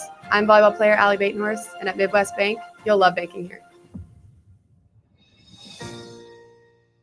Big box stores are tempting for buying equipment for your high schooler in sports or for yourself in your sports leisures. But buying new is awfully expensive. Why not go somewhere with new and used options? Play It Again Sports has quality, slightly to gently used equipment, and 50% of their inventory is actually new equipment. And it's more than baseball, softball, and golf. They also have equipment for disc golf, fitness, hockey, and more. Plus, they're always buying products. Bring your gear you're done with and get trade money on the spot. Play It Again Sports at 48th and Vine. Are you working in or looking to get into the electrical construction industry? The electrical workers of local union 265 are now hiring licensed journeymen and apprentices and are offering great pay and benefits. Call Mike at 402-875-1034 to apply. Start your electrical career today. Are you looking for a new spot to relax and unwind? The Post, located on the south side of the Telegraph District on the corner of 20th and N Street, is perfect for a group hangout or a relaxing evening. The Post has plenty of exciting events open to the public, like Whiskey Wednesday and poker tournaments on Sundays. Looking for a spot for a private event? Ask them about their indoor patio. The Post, located at 20th and N Street in Lincoln. Discover a healthier, happier you with Weight Loss Professional Nutrition. We are not about quick fixes, but real, sustainable change. With our advanced nutrition plans, expertly designed by our certified nutritionists, we're with you at every step on your weight loss journey. Step into the world of well-being with Weight Loss Professional Nutrition, where we believe in the power of smart diet choices. Visit weightlossprofessionalnutrition.com today or call 800-597-3991 to get 30% off your first month and start your transformation. A new you is just a click away or a call to 800-597-3991. Wake up, Lincoln. I overslept. Damn rooster didn't crow. It's time for Early Break, sponsored by Midwest Bank. Live from Lincoln, America. Here's 93.7 The Ticket's Jake Sorensen. I'm wrong, but I'm not. Husker Online, Steve Sipple. If I were a feral cat. And longtime college football assistant coach, Bill Busch. You get one team. Mine's the Houston Oilers. I'm not the Texans and I'm not the Titans. So I'm out. This is Early Break.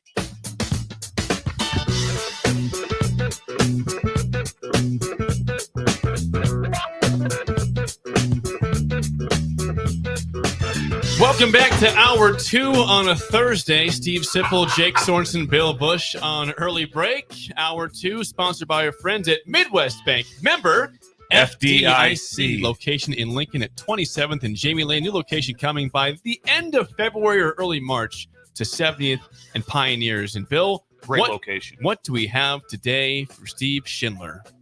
Well, he wants to give back to animals. Animals. Yes. Today is free dog grooming day. Free dog grooming today in the lobby. Really? So yeah. Also, here's the deal. Good idea. They also set up 3 portable showers, and so you can come in. They're going to shower or give your dog a shower bath, whatever you want to call it. So he's going to bathe your dog and then he's going to groom him. So he'll do it. He has his own clippers. He's all set up right there. So he's going to. Well, right now this time of year, the dogs get a little raggedy, and Steve wants to help 100%. The dogs out around. So that's the whole. Great idea. It's basically it's about 100-mile radius. Is if you can bring your dog in for a second, they'll shower him up, get him ready to go, get a snack for him, and then also groom him. And so he has all that set up right there. There's going to be a lot of activity. Yeah. He kind of uses one of those Flobies where it automatically just like when you cut the hair, it kind of sucks the hair like into a vacuum type of thing. So there's not hair everywhere. So if you're doing your banking business, there's not going to be dog hair flying all over the place.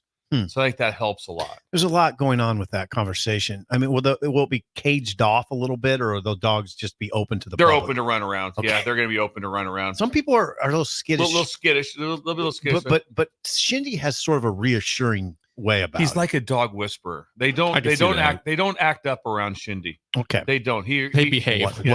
What a deal. Now, is it just he that is doing the grooming, or does he have people with him? He's brought in 2 other people with him because he knows it's going to get kind of backed up. He doesn't want people getting all cranky. But anything, basically, Steve's handling the bigger dogs.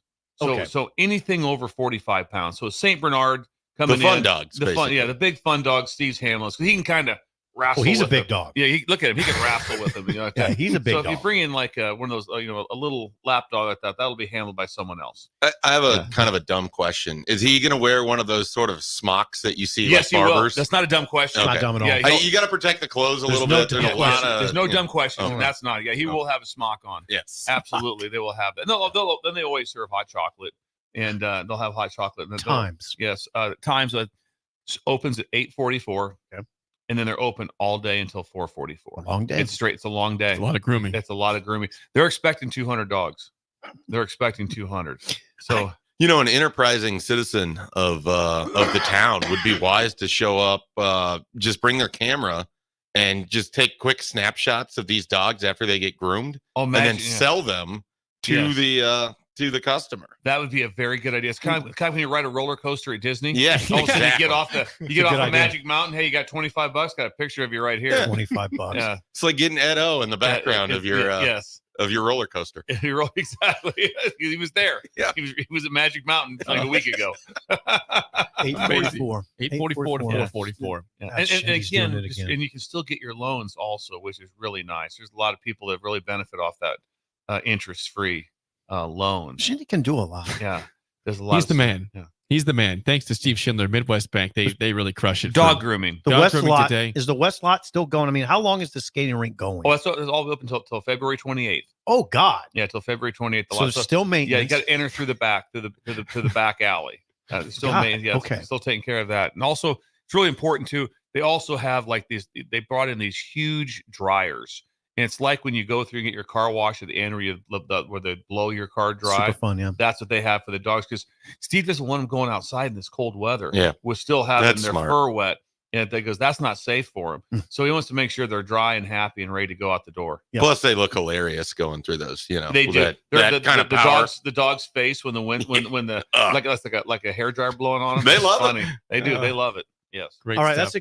that's a great day. That'll be a fun day in Creighton. Yes. Steve Schindler, Midwest Bank, always helping people out. There he he's is right he's there. the man right in front of us. He's a wonderful guy. Hi, Mike Steve. Schaefer with us from 24/7 Sports. Schaefer, good to see you. It's good to have Shafe here. The last 24 hours have been insane in the world of coaching in terms of the iconic coaches. Pete Carroll is out in Seattle. That was wiped clean after 2 hours because Nick Saban retired, taking the entire news slate yesterday. And then this morning, during our opening segment, Bill Belichick and the Patriots announced their parting ways after 24 years together. Press conference, 11 a.m. our time, noon in Boston. There's just a ton of stuff going on. 3 iconic coaches done. Yeah, well, I mean, do we know for sure that Bill Belichick is done? With their current players? They're done with their respective question. programs. Yeah. Do you think no, he it's should be wild. done? I mean, you think about it, 3 of the kind of the best coaches of the last 20-ish years. You think about, the wild thing is I was thinking about Pete Carroll before the Nick Saban news happened, and he only ended up winning the 1 Super Bowl, but I think they played for 2. They were involved in the NFC Championship game a fair amount of times. I mean, it felt like the Seahawks were always at least in the playoffs or right around the playoffs, and they were again this year. I mean, they finished 9-8 and tied. They were 5-2. They were leading at one. Yeah, They were 5. and then their schedule flipped, and then Yeah. they lost a bunch of games like within 5 points, basically. So, the game in Dallas that they had the shootout with the Cowboys, they couldn't finish that one. They had a really ugly loss to the Rams that they had no business losing that ultimately allowed the Rams into the playoffs ahead of them. things of that nature. But Pete Carroll just had this like fantastic career of both college and in the NFL. And then it's just like these two other guys retire after, and it's like each subsequent one has this more sort of amazing career. And it's just remarkable. And it's so wild because you just think these guys are going to coach forever. And then you realize like in your 70s and what that job demands, like at some point you make the decision to just step away. And that's certainly what it seems like Nick Saban did. I'm more curious with Belichick and Carroll, how much of it was their decision and how much of it, was the organization. Certainly within the case of the Patriots, it feels like a mutual splitting of ways. I'm not sure on the Seahawks. I don't know. Has that really been? Sounds very much like it was. He was let go. Yeah, that's what it feels like. Yeah, they talked about it. He said on the radio, "I'm coming back. I'm the coach." Even the articles like after the long discussion, how he was basically trying to convince them to keep him another year or whatever it would be.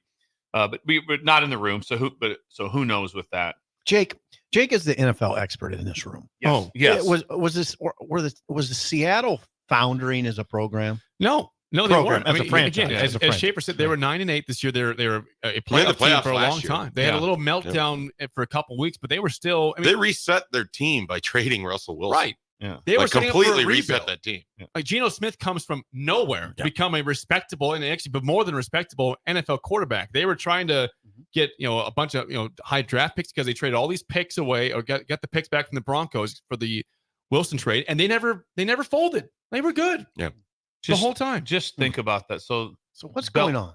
Belichick fired by the Browns. Okay. I'm drawing a blank here. Pete Carroll fired twice by the Patriots and by the Jets, head coach of both. That was his third head coaching job. Yeah.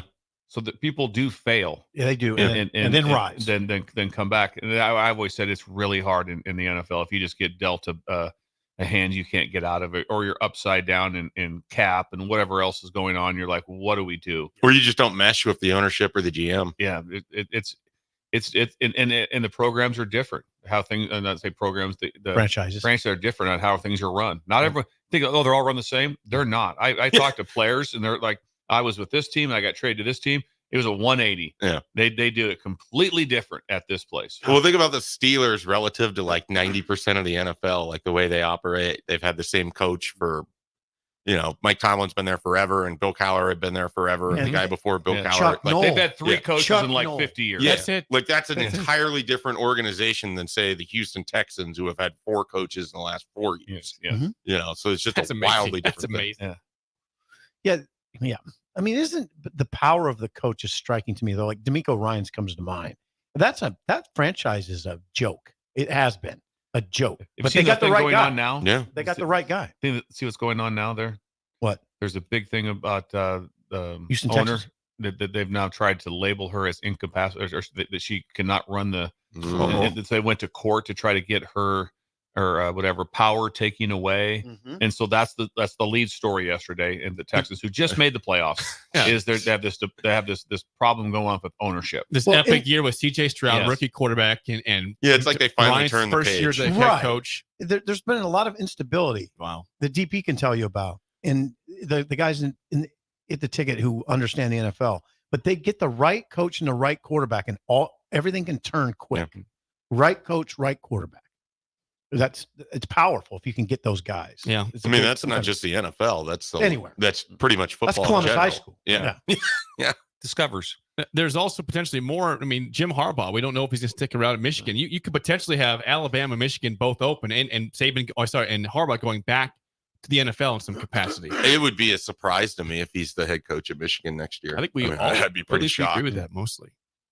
And I guess it'd be a surprise to me if Sharon Moore's not the head coach. Yeah. Well, I think that's the route that it goes. I mean, he coached how many games this past year and they won a national title as the head coach?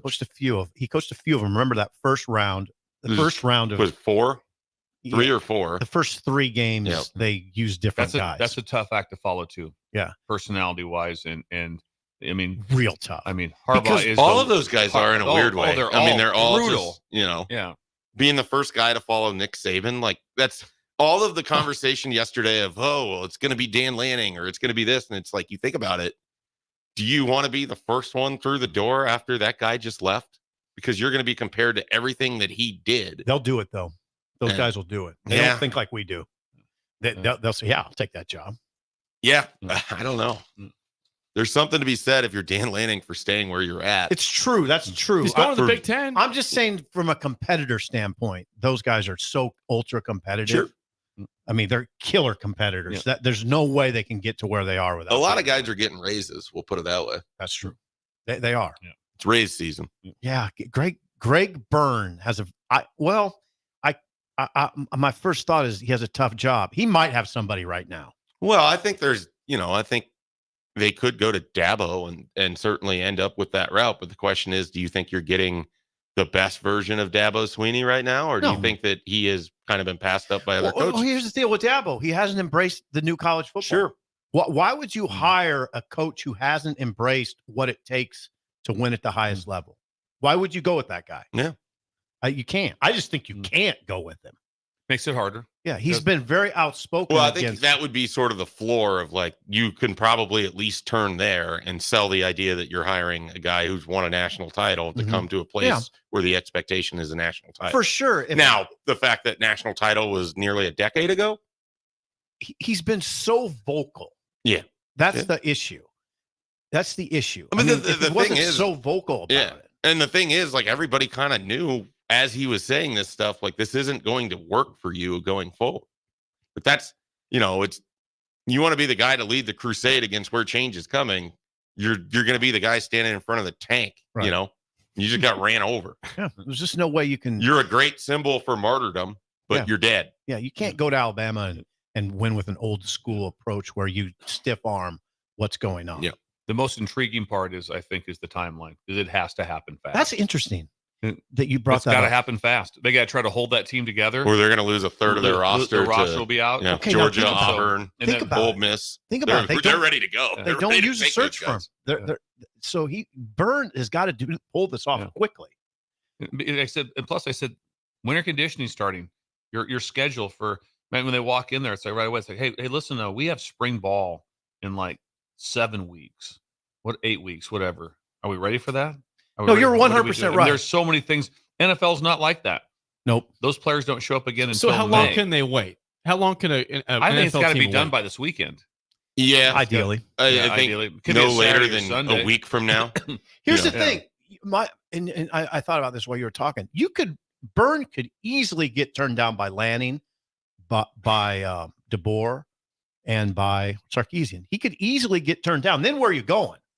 I mean, are you going to Dabo at that point? I'd say no, you can't go to Dabo. But at what point do you go to Lane? Well, that's I mean, I would go to Lane Kiffin before I would go to, and I think Kalen DeBoer is an incredible coach. I'd rather go to someone who understands the SEC conference than a guy who really has never been in that environment. I get it. I've told Jake and Bill, I don't like I love Lane Kiffin, obviously. Yeah. But I don't like the fit at Alabama. Alabama's a button-down traditional program. That the previous head coach was a very serious button-down guy. I'm not bringing a rebel in there. I'm not. I don't think that's the program to do it. He's more of an outpost. But if you want a guy who's going to take you into at least sort of embracing where this is headed, because obviously Lane Kiffin is outspoken about things, but Ole Miss is still taking advantage of everything that they can. He's funny because he's outspoken against it, but he plays the game really well. Well, that's what I mean. Like, so if you're gonna say one thing and do the other, be really good at both. That's not a bad point. I mean, if Lane it seems like he is. If Lane would just mature a little bit, I mean, stay off Twitter. That would be a tough sell. I don't want a crazy guy there. I don't mind him at Texas Tech or Ole Miss or somewhere like that, but not at Alabama, not at Ohio State. How about Ryan Day? Could you go Ryan? Is it better for him to make that move? Right, he's got some heat on him, and he could start fresh. Yeah, that seems like a big stretch. There was a name that was somewhat high in the odds listed for Alabama. That James Franklin has interesting. James Franklin has been at Vanderbilt and made them successful, and he's for their standards. Now went to Penn State. Fan. I know you're not. James Franklin has been the third fiddle basically in the Big Ten East. Third fiddle. But a good third fiddle. I mean, they were a top 10 team. They've been top 10. They have not go over the hump against Ohio State and Michigan. I mean, James Franklin is Jim Harbaugh before the the sign stealing cheating scandal of right now and the national title, really. Mm-hmm. I mean, basically they're the same, or up until this year, they're largely the same exact coach to me. You could sell Franklin to me. Yeah. I mean, interesting. They had the same basic flaw of they couldn't get by Ohio State when it mattered. Penn State's best season, they had the 2 loss. They just missed out on the playoffs, basically. I think if you're a Nebraska fan, you start feeling uncomfortable if Franklin's in this picture because you know what happens after that. Penn State's open. Right. Yeah, you just assume Franklin stays put. They'd only get to Franklin if Byrne gets turned down a few times. There's another name that's interesting from the NFL to college aspect of it, and he was just relieved of his job, and I don't understand it. Mike Vrabel. Like if you were looking as a guy that, that's fits. someone that I think would embrace the new age of college football. I think he would be a fantastic fit at Alabama. Yeah. I think if you were Ohio State, you'd throw up in your mouth right now because you'd probably rather have Mike Vrabel than Ryan Day in some cases. Vrabel. Yeah. But then why I think do you New think England you'd embrace the new college game? Would he? I just think that he just strikes me as a guy who's going to be successful with whatever he does. And then if you're putting him at a place like Alabama, an NFL factory, and like that guy, I think is a really good coach who had Malik Willis and Will Levis for 2 straight years, basically, and they were competitive. I like the picture. Vrabel makes sense. And that's a guy that I would at least be like, hey, are you interested in the college? I would see what his interest is. Now, the Patriots might very well just hire him. It sounds like the direction they're going is Vrabel might be the guy. Which, I mean, that makes a ton of sense. They completely luck out in that sense. I don't know what Tennessee is doing other than if that relationship is that bad. But I view Mike Vrabel as a really, really good coach. I like him. Do you? Yeah, and also I could see him being someone that could, like I said, he would run the team. He would when he walked up the first meeting in front of everybody. Well, you got to have a guy. Like you can't just have someone walk in and it's like, oh, I'm going to see how this goes. No, you need someone who knows what they're doing and knows that they're going to command every aspect of that. I think the hardest thing that comes out right now when you look at whoever comes in is wherever they're at. Most places they have a really good staff and they like their staff. They really probably can't take their entire staff with them. They're probably going to have people with SEC knowledge with different things. Ooh, that's a good point. And so all of a sudden you're sitting at a school and all of a sudden I'm going to go over there and it's like, hang on now. Okay, I'm going. Are the rest of you guys going? A lot of you guys aren't coming. Like that. I need someone. I need a coordinator that has SEC. I've had someone that's done this. You name it. That's kind of what goes on with it. And so that goes through their head. Now they'd probably be the closest, probably because they're already going into the SEC, and so they're probably the closest to that to build it. God, I just think all signs. If I'm Byrne, I'm going straight to Sark, and knowing I might not get him. Texas number 2 in the way too early top 25 for next year. Playoff team. They have a loaded roster. DeBoer would be close. It's 1-1A. 1-1A. I just don't know that I see him in that it's a weird visual for me. A little bit. Yeah, it is. It is a little bit. But he's such a, I just think he's so solid that he could coach about anywhere. Which is just wild because 4 years ago he's at Fresno State. Well, and he did well. And and it's just like it just shows you you put yourself in the right spot, you align yourself with the right quarterback, and right. Well, think about Saban, where he came from to Alabama.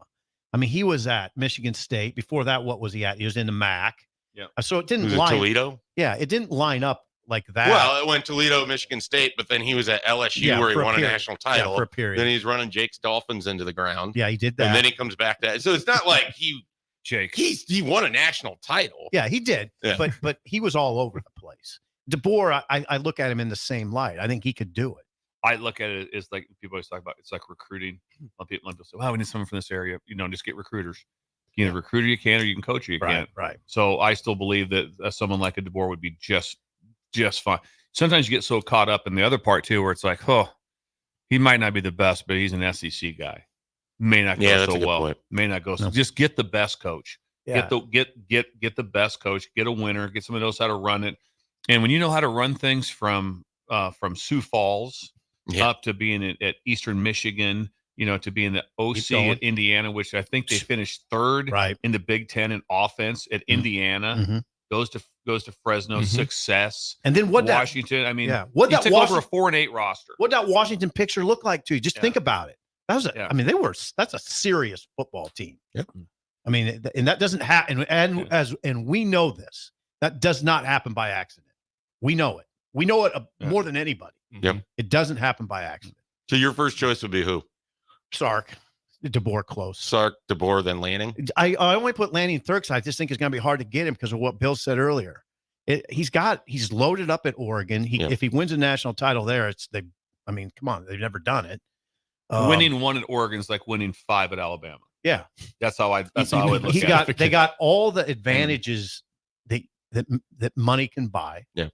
So I think it might be tough to get him. Plus, I think you're just kind of like, he's already probably appeased Phil Knight to the point that he needs to, and that's sort of the guy there versus Alabama. I think you have to deal with some larger group of people. That was arguably Nick Saban's best skill.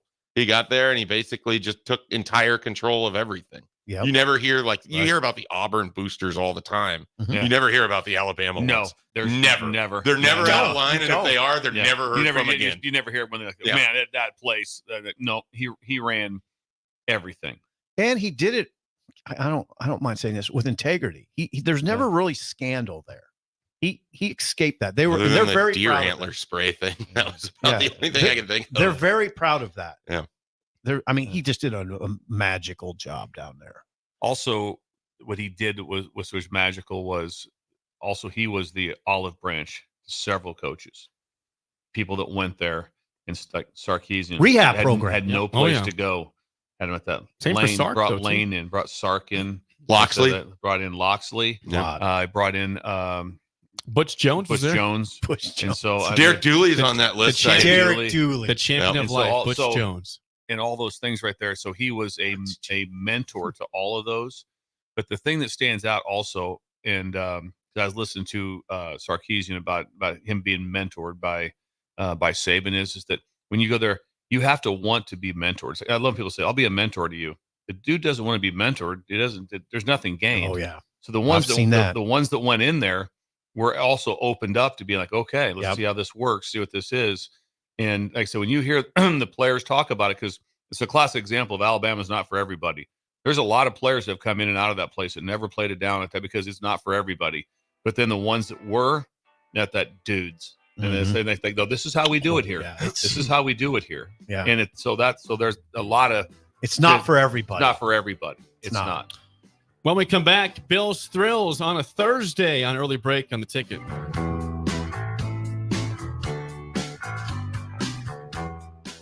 You're listening to Early Break with Steve Sipple, Jake Sorensen, and Bill Busch on 93.7 The Ticket and theticketfm.com. Concrete Industries, a Nebco company, has immediate job openings for precast production laborers. Concrete Industries offers great pay, health benefits, 401k, a wellness program, holidays, and paid time off. Apply today to earn a starting pay of $20 per hour and a $1,500 hiring bonus. Concrete Industries is hiring all experience levels and offers on-the-job training. Start your career today as a precast production laborer. Visit concreteindustries.com. Big box stores are tempting for buying equipment for your high schooler in sports or for yourself in your sports leisures. But buying new is awfully expensive. Why not go somewhere with new and used options? Play It Again Sports has quality, slightly to gently used equipment, and 50% of their inventory is actually new equipment. And it's more than baseball, softball, and golf. They also have equipment for disc golf, fitness, hockey, and more. Plus, they're always buying products. Bring your gear you're done with and get trade money on the spot. Play It Again Sports at 48th and Vine. Are you looking for a new spot to relax and unwind? The Post, located on the south side of the Telegraph District on the corner of 20th and N Street, is perfect for a group hangout or a relaxing evening. The Post has plenty of exciting events open to the public, like Whiskey Wednesday and poker tournaments on Sundays. Looking for a spot for a private event? Ask them about their indoor patio. The Post, located at 20th and N Street in Lincoln. Husker fans, your fourth-ranked Nebraska wrestling team needs you to pack the Bob Devaney Sports Center on Friday, January 12th for their Big Ten home opener and a top 5 matchup against number 2 Iowa. The duel will begin at 6:30, and the first 300 fans will receive a Nebraska wrestling shirt. For more information or to secure your tickets, visit Huskers.com/tickets or call 402-472-3111. Hello, everybody. It's Charlie Stone, and here with me is Andy Goodyear of Honda of Lincoln. Andy, I hear that new Honda manufacturing continues to go up, and you have new Hondas in stock now. That's correct, Charlie. We have more than 40 new Hondas in stock right now. It's great that a customer can come in and buy a new Honda and drive it home that day. New Honda inventory keeps getting better each month. Okay, then. How about used cars, Andy? We have more than 100 pre-owned vehicles to choose from right now, and a lot of fresh trade-ins are coming in daily. We have just about every maker model you can imagine in any price range. Thanks again, Andy. People love the selection and great service at Honda of Lincoln. Maybe it's time you come experience the Honda of Lincoln way of doing business. 27th and Yankee Hill, or online at hondaoflincoln.com. Bagels and Joe is celebrating 31 years of business this year. With 4 Lincoln locations and 1 in Seward, there's more options for your favorite breakfast spot in town. And don't forget the Joe card for unlimited drip coffee for just $8.95 per person per month. Bagels and Joe, celebrating 31 years of serving Lincoln and the surrounding areas. Discover a healthier, happier you with Weight Loss Professional Nutrition. We are not about quick fixes, but real, sustainable change. With our advanced nutrition plans, expertly designed by our certified nutritionists, we're with you at every step on your weight loss journey. Step into the world of well-being with Weight Loss Professional Nutrition, where we believe in the power of smart diet choices. Visit weightlossprofessionalnutrition.com today or call 800-597-3991 to get 30% off your first month and start your transformation. A new you is just a click away, or a call to 800-597-3991. The Mill Coffee and Tea, formerly with 4 Lincoln locations, but now 5 Lincoln locations. That's 25% more locations than there used to be. Can you even imagine a world where there's only 4 Lincoln Mill locations? Feels like ages ago. We were all so young then. The Mill on 11, located right alongside the 93.7 The Ticket Studios at 1040 O Street. Golfing in 72 degrees and perfect conditions in Nebraska doesn't seem possible in the winter, but it is. Double Eagle Golf is your escape from the bone-chilling cold outside and a reason to keep your clubs out year-round. Book a bay with some friends for a weekend or come by for golf and happy hour on a weekday. Spring leagues begin in February. Get signed up today. That's all at Double Eagle Golf inside the Kinetic Sports Complex at West O Street. Online at doubleeagle.golf. We're on the air. Back Well, party's starting early today, isn't it? To more of Early Break with Sip and Jay, brought to you by Gaina Trucking. On 93.7 The Ticket and theticketfm.com.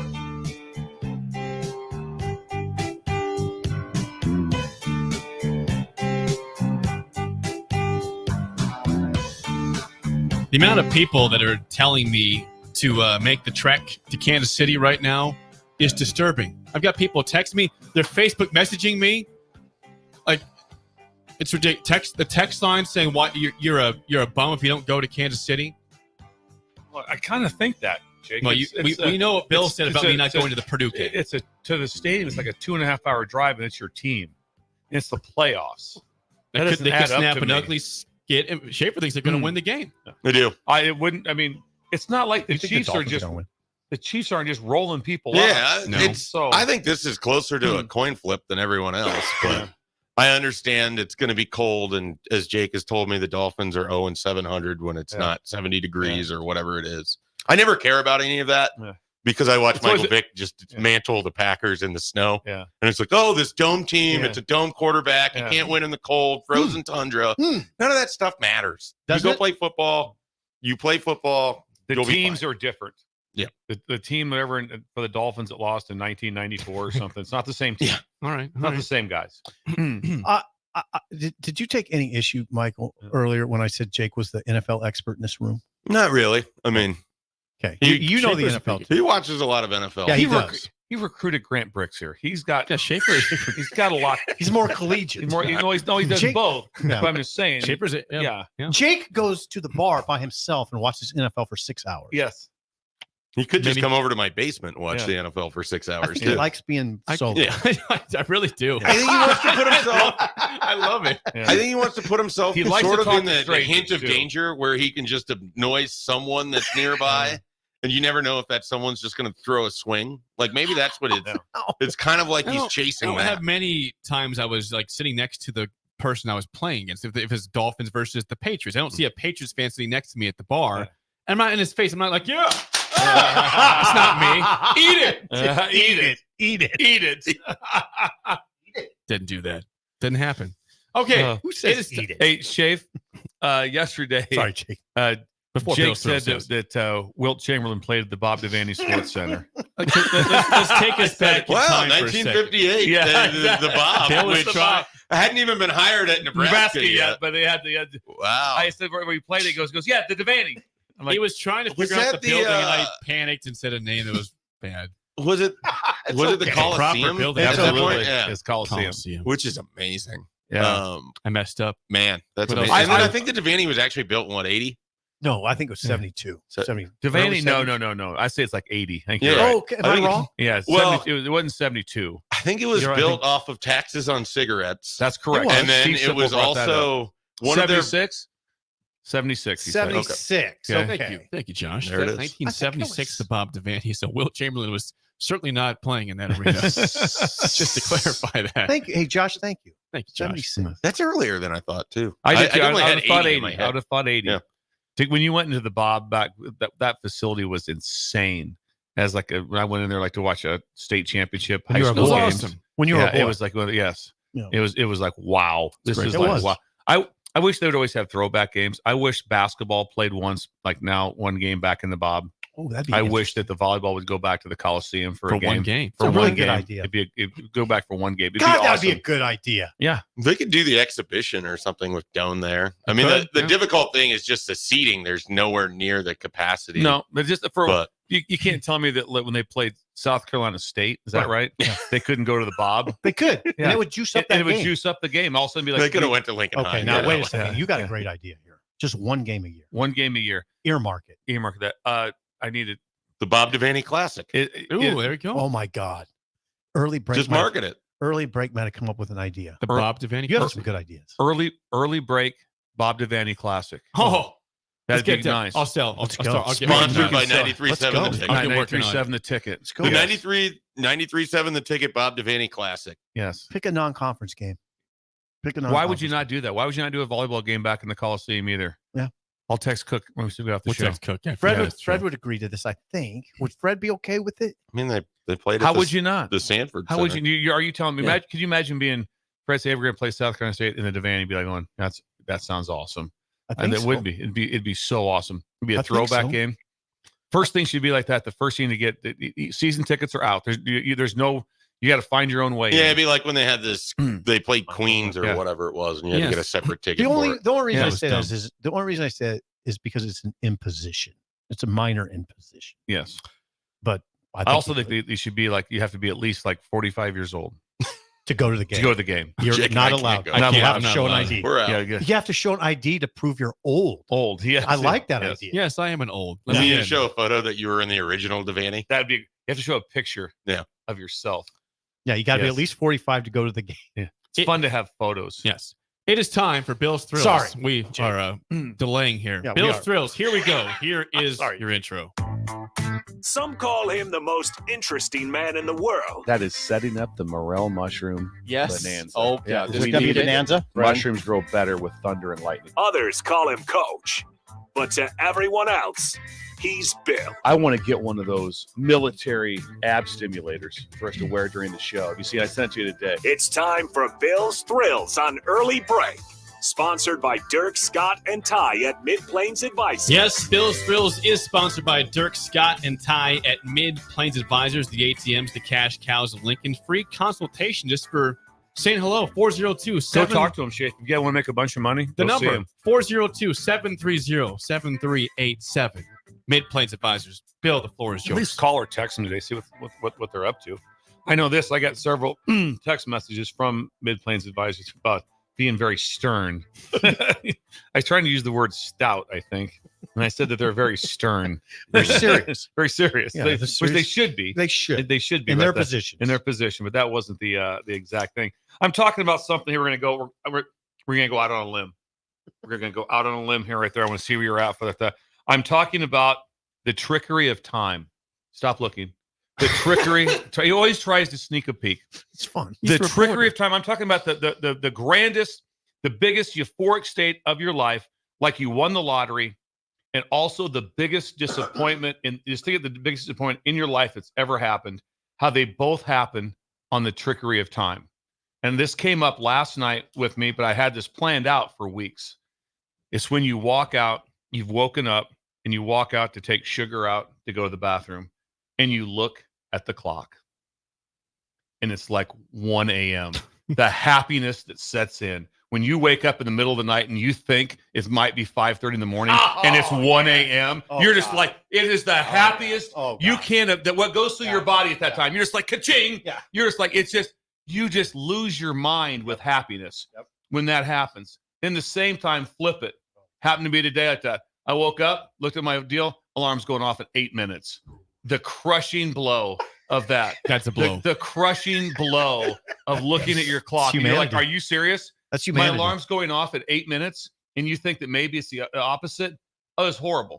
When I had to take sugar out this morning, the same thing. I took her out. It was like, should I take her out? It's like 4:10. We got to rush this. We got to rush this. Oh, yeah, this is not good. I'm trying to get back to bed. Can't go back to sleep today. I don't know when you're that rush that goes through your body. When you think you have to get up in 10 minutes, but you really have 5 more hours. That's the most incredible feeling you can ever go through. The only thing that even gets me that excited would have been back to a snow day when you're a kid. When you're listening on the radio, and they announce it. They announce your school. And also I noticed with that Xanadu part, when they were announcing the closings the other day on the bottom of the screen was going across there, they do them alphabetically now. That's no fun.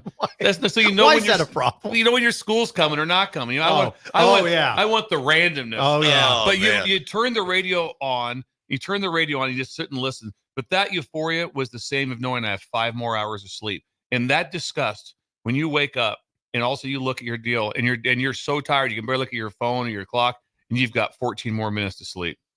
Human condition. That's the human condition. It's just horrible. Yeah. It is just horrible. The snow day thing the is trickery real. of time. The snow day thing was an amazing feeling. It's probably, I've said, as good a feeling. I can remember, so I haven't had a snow day now for whatever. So it's been a lot of years, 40 years maybe since the snow days hit me. I can still feel it. I remember exactly what it was like when the snow day hit. I remember the whole situation. My dad was a teacher. My mom worked at the bank. They stayed open.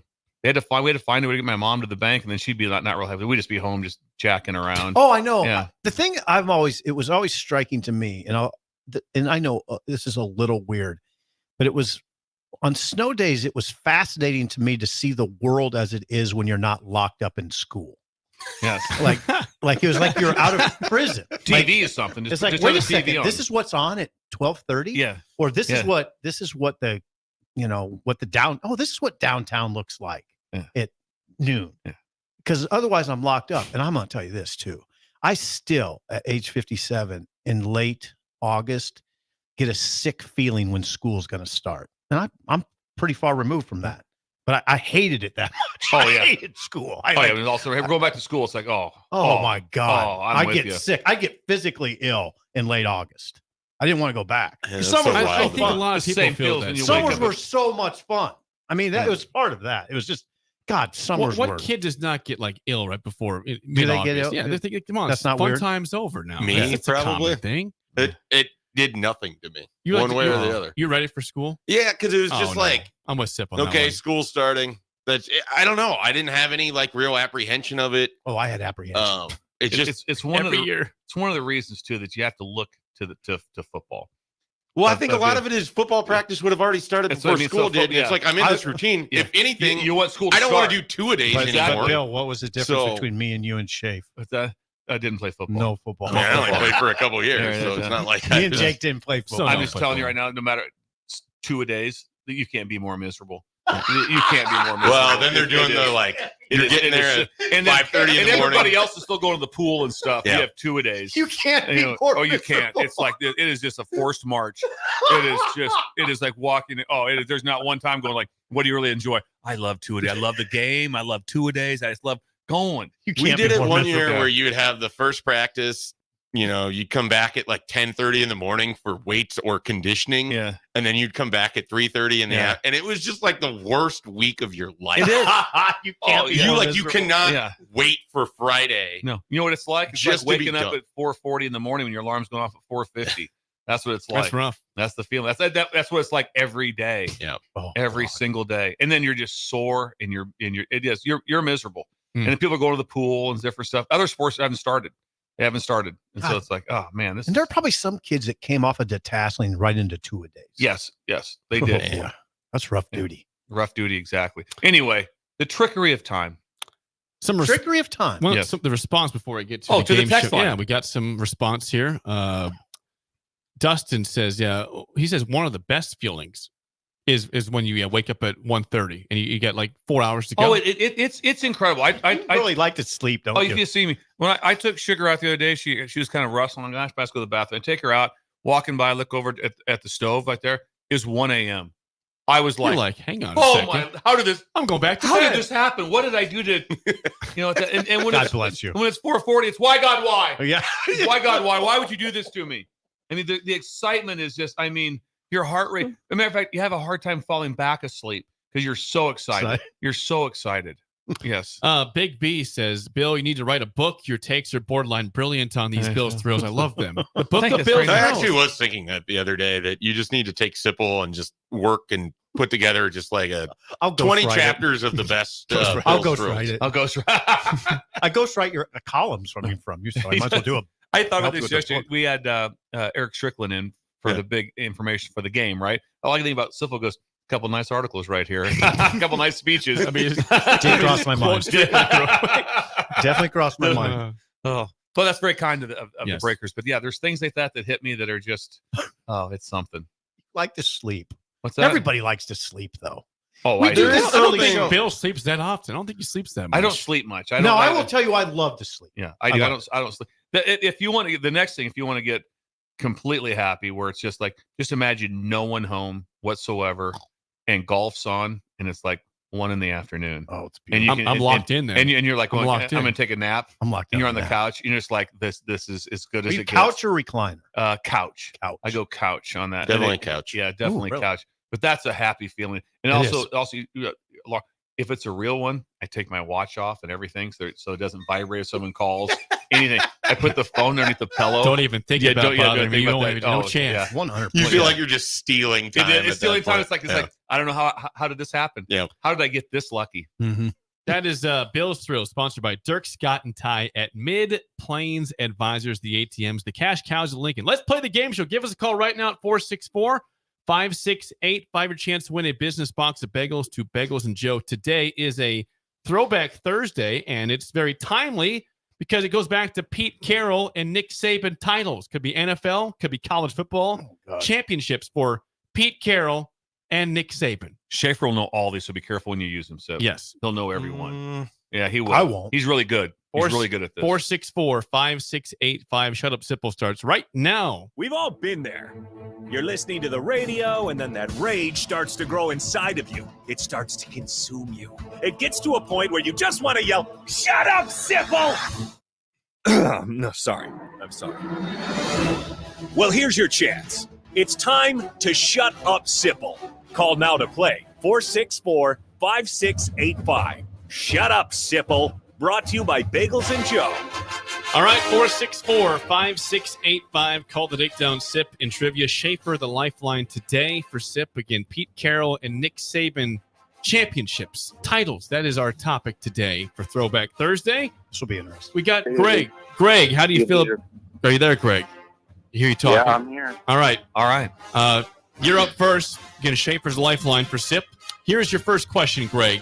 What team did Alabama beat 52-24 to win the 2021 national championship, the 6th for Nick Saban at the school?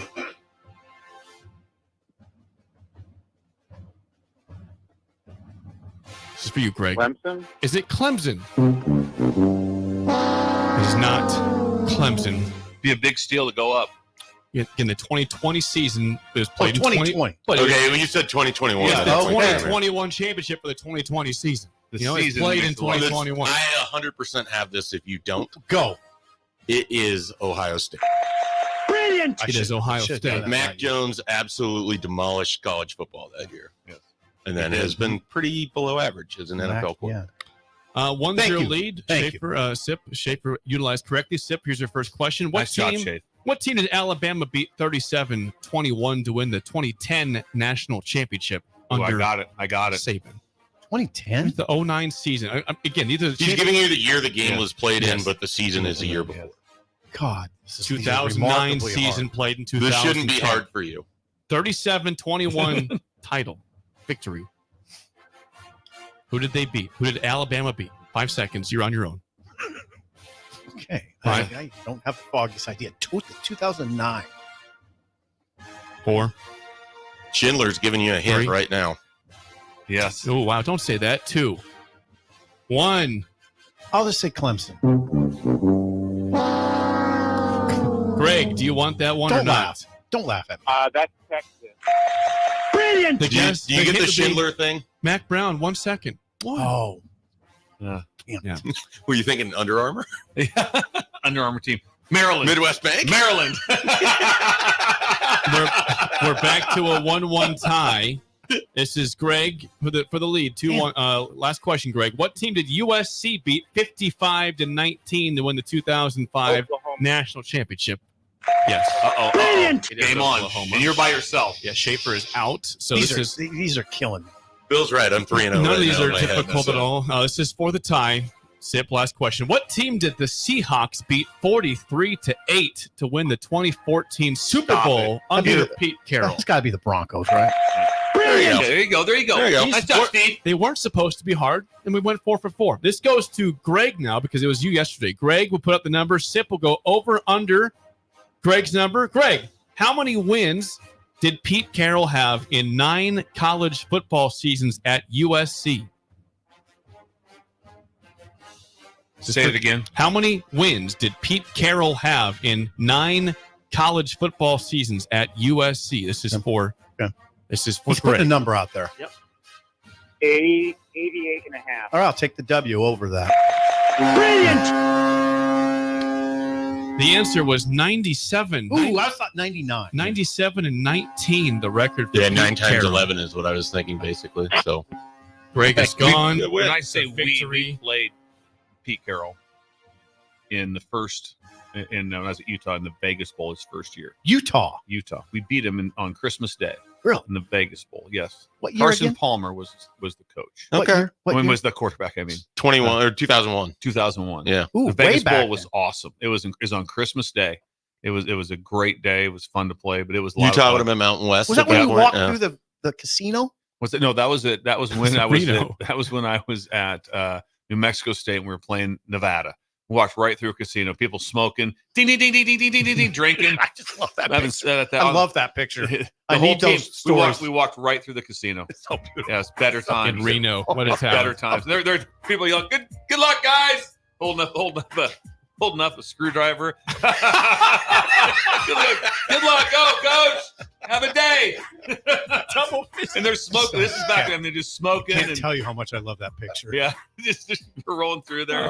It's so beautiful. Ding, ding, ding, ding, ding, ding, That ding, is ding. so American. The America. Spillover It's is America. next on early break of the ticket. You're listening to Early Break with Steve Sipple, Jake Sorensen, and Bill Busch on 93.7 The Ticket and theticketfm.com. Plains Cover Crop is your one-stop seed shop. Call us now for spring and summer forages, CRP mixes, and fall cover crop blends. We do farm-specific consulting for practical and efficient seed blends to fit your geography and goals. With a very diverse inventory, we will tailor a blend just for you. We're also looking for contract growers, and we buy and sell rye. Find us online at plainscovercrop.com. Timeless agronomy practices paired with modern technology. East Highway 20 in Orchard and across Nebraska. This is Brad with Midwest Bank, proudly serving our Nebraska communities for over 70 years. We're a community bank, making local decisions, supporting local organizations, and helping local businesses and farms succeed. We are dedicated to serving our clients and helping them meet their financial needs with sound, innovative banking solutions. From an array of checking and deposit accounts, cash management services, to small business, real estate, and ag lending. We're here for you. Your community, your bank, Midwest Bank. Find out more at midwestbank.com. Member FDIC. Gaina Trucking is hiring CDL Class A and B drivers. Gaina Trucking guarantees a 40-hour work week year-round, and their strong team culture makes it not a job, but a career. Gaina Trucking offers health, vision, and dental insurance, 401k with company match, an employee assistance program, and other bonus programs. Build a better career today with great team culture at Gaina Trucking. Learn more and apply today at GainaTrucking.com. Bagels & Joe is celebrating 31 years of business this year. With 4 Lincoln locations and 1 in Seward, there's more options for your favorite breakfast spot in town. And don't forget the Joe card for unlimited drip coffee for just $8.95 per person per month. Bagels & Joe, celebrating 31 years of serving Lincoln and the surrounding areas. Discover a healthier, happier you with Weight Loss Professional Nutrition. We are not about quick fixes, but real, sustainable change. With our advanced nutrition plans, expertly designed by our certified nutritionists, we're with you at every step on your weight loss journey. Step into the world of well-being with Weight Loss Professional Nutrition, where we believe in the power of smart diet choices. Visit weightlossprofessionalnutrition.com today or call 800-597-3991 to get 30% off your first month and start your transformation. A new you is just a click away, or a call to 800-597-3991. Landmark Implement is your local authorized John Deere dealer. Landmark's trained and certified sales staff will help you find the right equipment for your needs at a price that's right for you, all backed by Landmark's extensive parts and service network. Whether it's a tractor, planter, combine, an easy track lawnmower, or gator, every piece of equipment in pre-owned inventory is put through a rigorous inspection, so it's ready to work hard for you. Landmark's team works together to make sure everything is sold meets their quality standards. Learn more at landmarkimp.com or stop into a local Landmark location and experience the Landmark difference. If you're not going to Memorial Stadium for a home game and don't have any travel plans for away games, there's a great place in Omaha to catch the action, the Inner Rail Food Hall. There's plenty of space. The Backstretch Bar has amazing game specials on game days. $15 Blue Moon and Bud Light pitchers, $6 margaritas, and $6 Moscow Mules. And if you're hungry, take in some of their great options from their game day pizza specials. Do football game day right in the Inner Rail Food Hall in Exarban Village in Omaha. Rashawn Jackson here for Bauer Underground, who has been serving local contractors and utility contractors all across the state since 1997. When you see the black and white trucks, you know the baddest dudes in the business have arrived. Bauer is currently looking for equipment operators, laborers, diesel mechanics, and aerial linemen. Join the brotherhood built on hard work, authentic people, and pedigree of success. Bauer, a family-friendly company who reminds you, go Big Red! Hi, Sean Callahan here for Coppell Chevrolet GMC, and we'd like to say thank you for a record-setting 2023. So let's start off 2024 with the bang. They've got huge trade-in bonuses and finance bonusing happening right now on our new inventory at Coppell. Get up to $8,500 off select new models at Coppell. So if you're shopping for a new GM product, go to our website at coppellcars.com. You won't believe the discounts. Make that short money-saving drive down 144th Street. You'll be glad you did. Must have trade and finance with roof credit. Stock number G207684. We're on the air. Back Well, party's starting early today, isn't it? to more of Early Break with Sip and Jake on 93.7 The Ticket and theticketfm.com. He's got his back.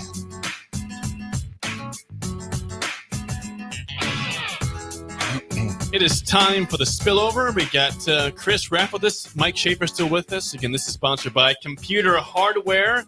You know, Tripp and the team at Computer Hardware. They're a bunch of dudes over there. Is your MacBook or iMac not working? Drop it off at Computer Hardware, 70th and O in Lincoln, also across the state. Lincoln, Kearney, Hastings, and Grand Island, the Apple Store of Nebraska. We have not hit on some big news from yesterday for Nebraska. We've had a lot about the coaching of Bill Belichick. Big news. Again, done in New England. Not done, though. It appears the Falcons are going to have interest in Belichick, apparently. That's the news from Adam Schefter. Okay, regarding Nebraska football, though, they did get a addition through the portal yesterday. A guy we heard from last season went to Florida instead, but Micah Mazzuca. It's not Mazzuca. It's CCUA. It can't be Mazzuca. It's not Mazzuca? It said Mazzuca yesterday, and then I looked at it and it was like, I did this the exact same thing a year ago, and I had to like walk myself the back World through it. Herald put in parentheses the pronunciation like we do. Mm-hmm. It was Mazzuca. Okay, Really? But it's spelled Mazzccua. How does that work? How can it be At Mazzuca? any rate, I think would you guys agree this could be a starting guard for Nebraska next year? I mean, he's a multiple-time Power 5 starter. Like, he's got 21 more game experience starter, than a lot of players around the country would, and it's an addition that Nebraska was trying to get a year ago. Missed out. He went to Florida, and I believe it was the World Herald. They had the quote from the dad where he was more or less like, we tried to tell him Nebraska was a place he wanted to be. And so the amazing thing is, I don't know that Nebraska was exactly seeking him out so much as I think it went the other way around, where he kind of reached out to see if there was interest there.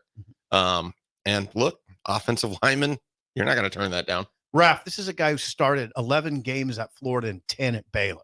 Yep. He's a 21 game starter. He's an attack guard. I think he's a starting guard for Nebraska. Yep, I think so too. I think, and it's just another thing I was saying last night.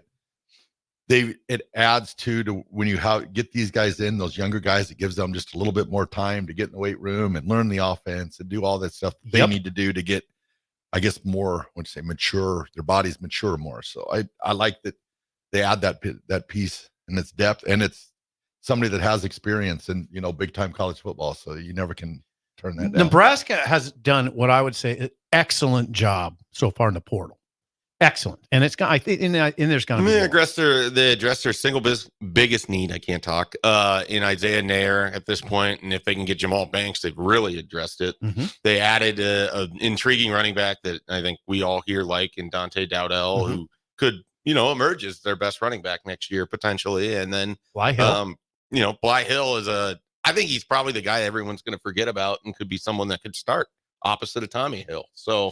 It's a really interesting haul thus far, and you still have Stephon Thompson out there and Jamal Banks. So got a good shot at both of them. Yeah, really good shot. I actually, to be honest, am a little surprised we're into Thursday and one of the two has not announced yet. I don't think we'll make it to Friday without an announcement. Yeah, I mean, I thought we were getting it yesterday personally, but we're on the same page. Yeah, I think. What's your optimism level for Jamal Banks? Optimistic. If you had to put the crystal ball out there. Yeah, I mean, as both you guys are do. Optimistic. Both. I think Nebraska's leading for both. I mean, at this point, and I don't know with Stephon Thompson. The interesting thing is what his situation is at Florida State versus Nebraska from the academic side. Plus, you just have Tony White, and I just feel like there's a comfort level there that's really good with Jamal Banks. I don't know that there's another team that Nebraska's really having to go against. Notre Dame's out. Michigan was the school that I was told a couple of weeks ago, but they're in a situation you don't know who the head coach is. They're trying to figure out their offseason, and I think I just think Nebraska has its hooks in pretty deep with Jamal Banks. You add Isaiah Nayor and Banks to this receiving crew, and with Nayor alone, you're like, okay, it's better. With Banks and Nair, now you're like, okay, wow. Well, Banks makes me feel better because with Nair, he hasn't played at a high level since 2021. Right, 2 years. And then so that gives you two guys that sort of, if you get one of those that hits at a reasonably high level and you fill in with the young guys, you feel pretty good about that. Really good. Because I went into it thinking just one receiver like Banks, I would have been pretty happy. Mm-hmm. So to get Banks and Nair would be, I think, the cherry on top. Raph, 1'6", 215, the other 6'4", 210. I mean, these are big dudes, older dudes. Perfect for what Nebraska needs right now. Think of the picture in your head of those guys, and then every receiver Nebraska largely recruited from 2018 through 2021. Don't get me started. Other than Omar Manning. Don't do this. Don't Too do late. this. Don't get me started. Devarian Houston, 6 foot, 160 pounds. They had a bunch of guys that are my size. I was Will immediately. Nixon, we just saw him in the national championship game. Raph, when I go over to practice, 5'9", 160 pounds. Yeah, when I see guys that are my size, and I'm probably stronger than, I was a little dubious. A little? Yeah. How's that edge blocking going? Yeah, exactly. No, Rule identified. I mean, I like what Rule's done. He brought in a big back. He's bringing in two big receivers. They're building to the conference they play in. Exactly. Right. Yeah, this isn't It was never as difficult as it seemed like it should have been. Yeah. Right.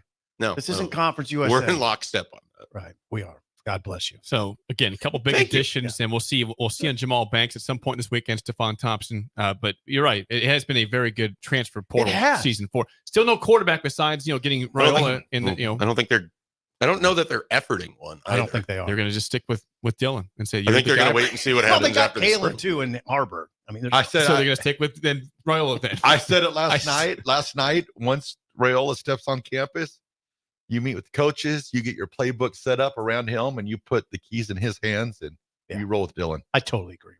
I think that's where it's trending to at this point. All right, that is it for us to drive with Raff and AD is next for Steve Sipple and Bill Busch and Mike Schaefer and Chris Raff. I'm Jake Sorensen. See you. This is Lincoln's home for sports talk on the FM dial. Also online at theticketfm.com. On the internet. KNTK FM Firth, 93.7 The Ticket. Why are New Year's resolutions always about getting to the gym more or dieting? We fail ourselves before the first month of the year is already over. Why not resolve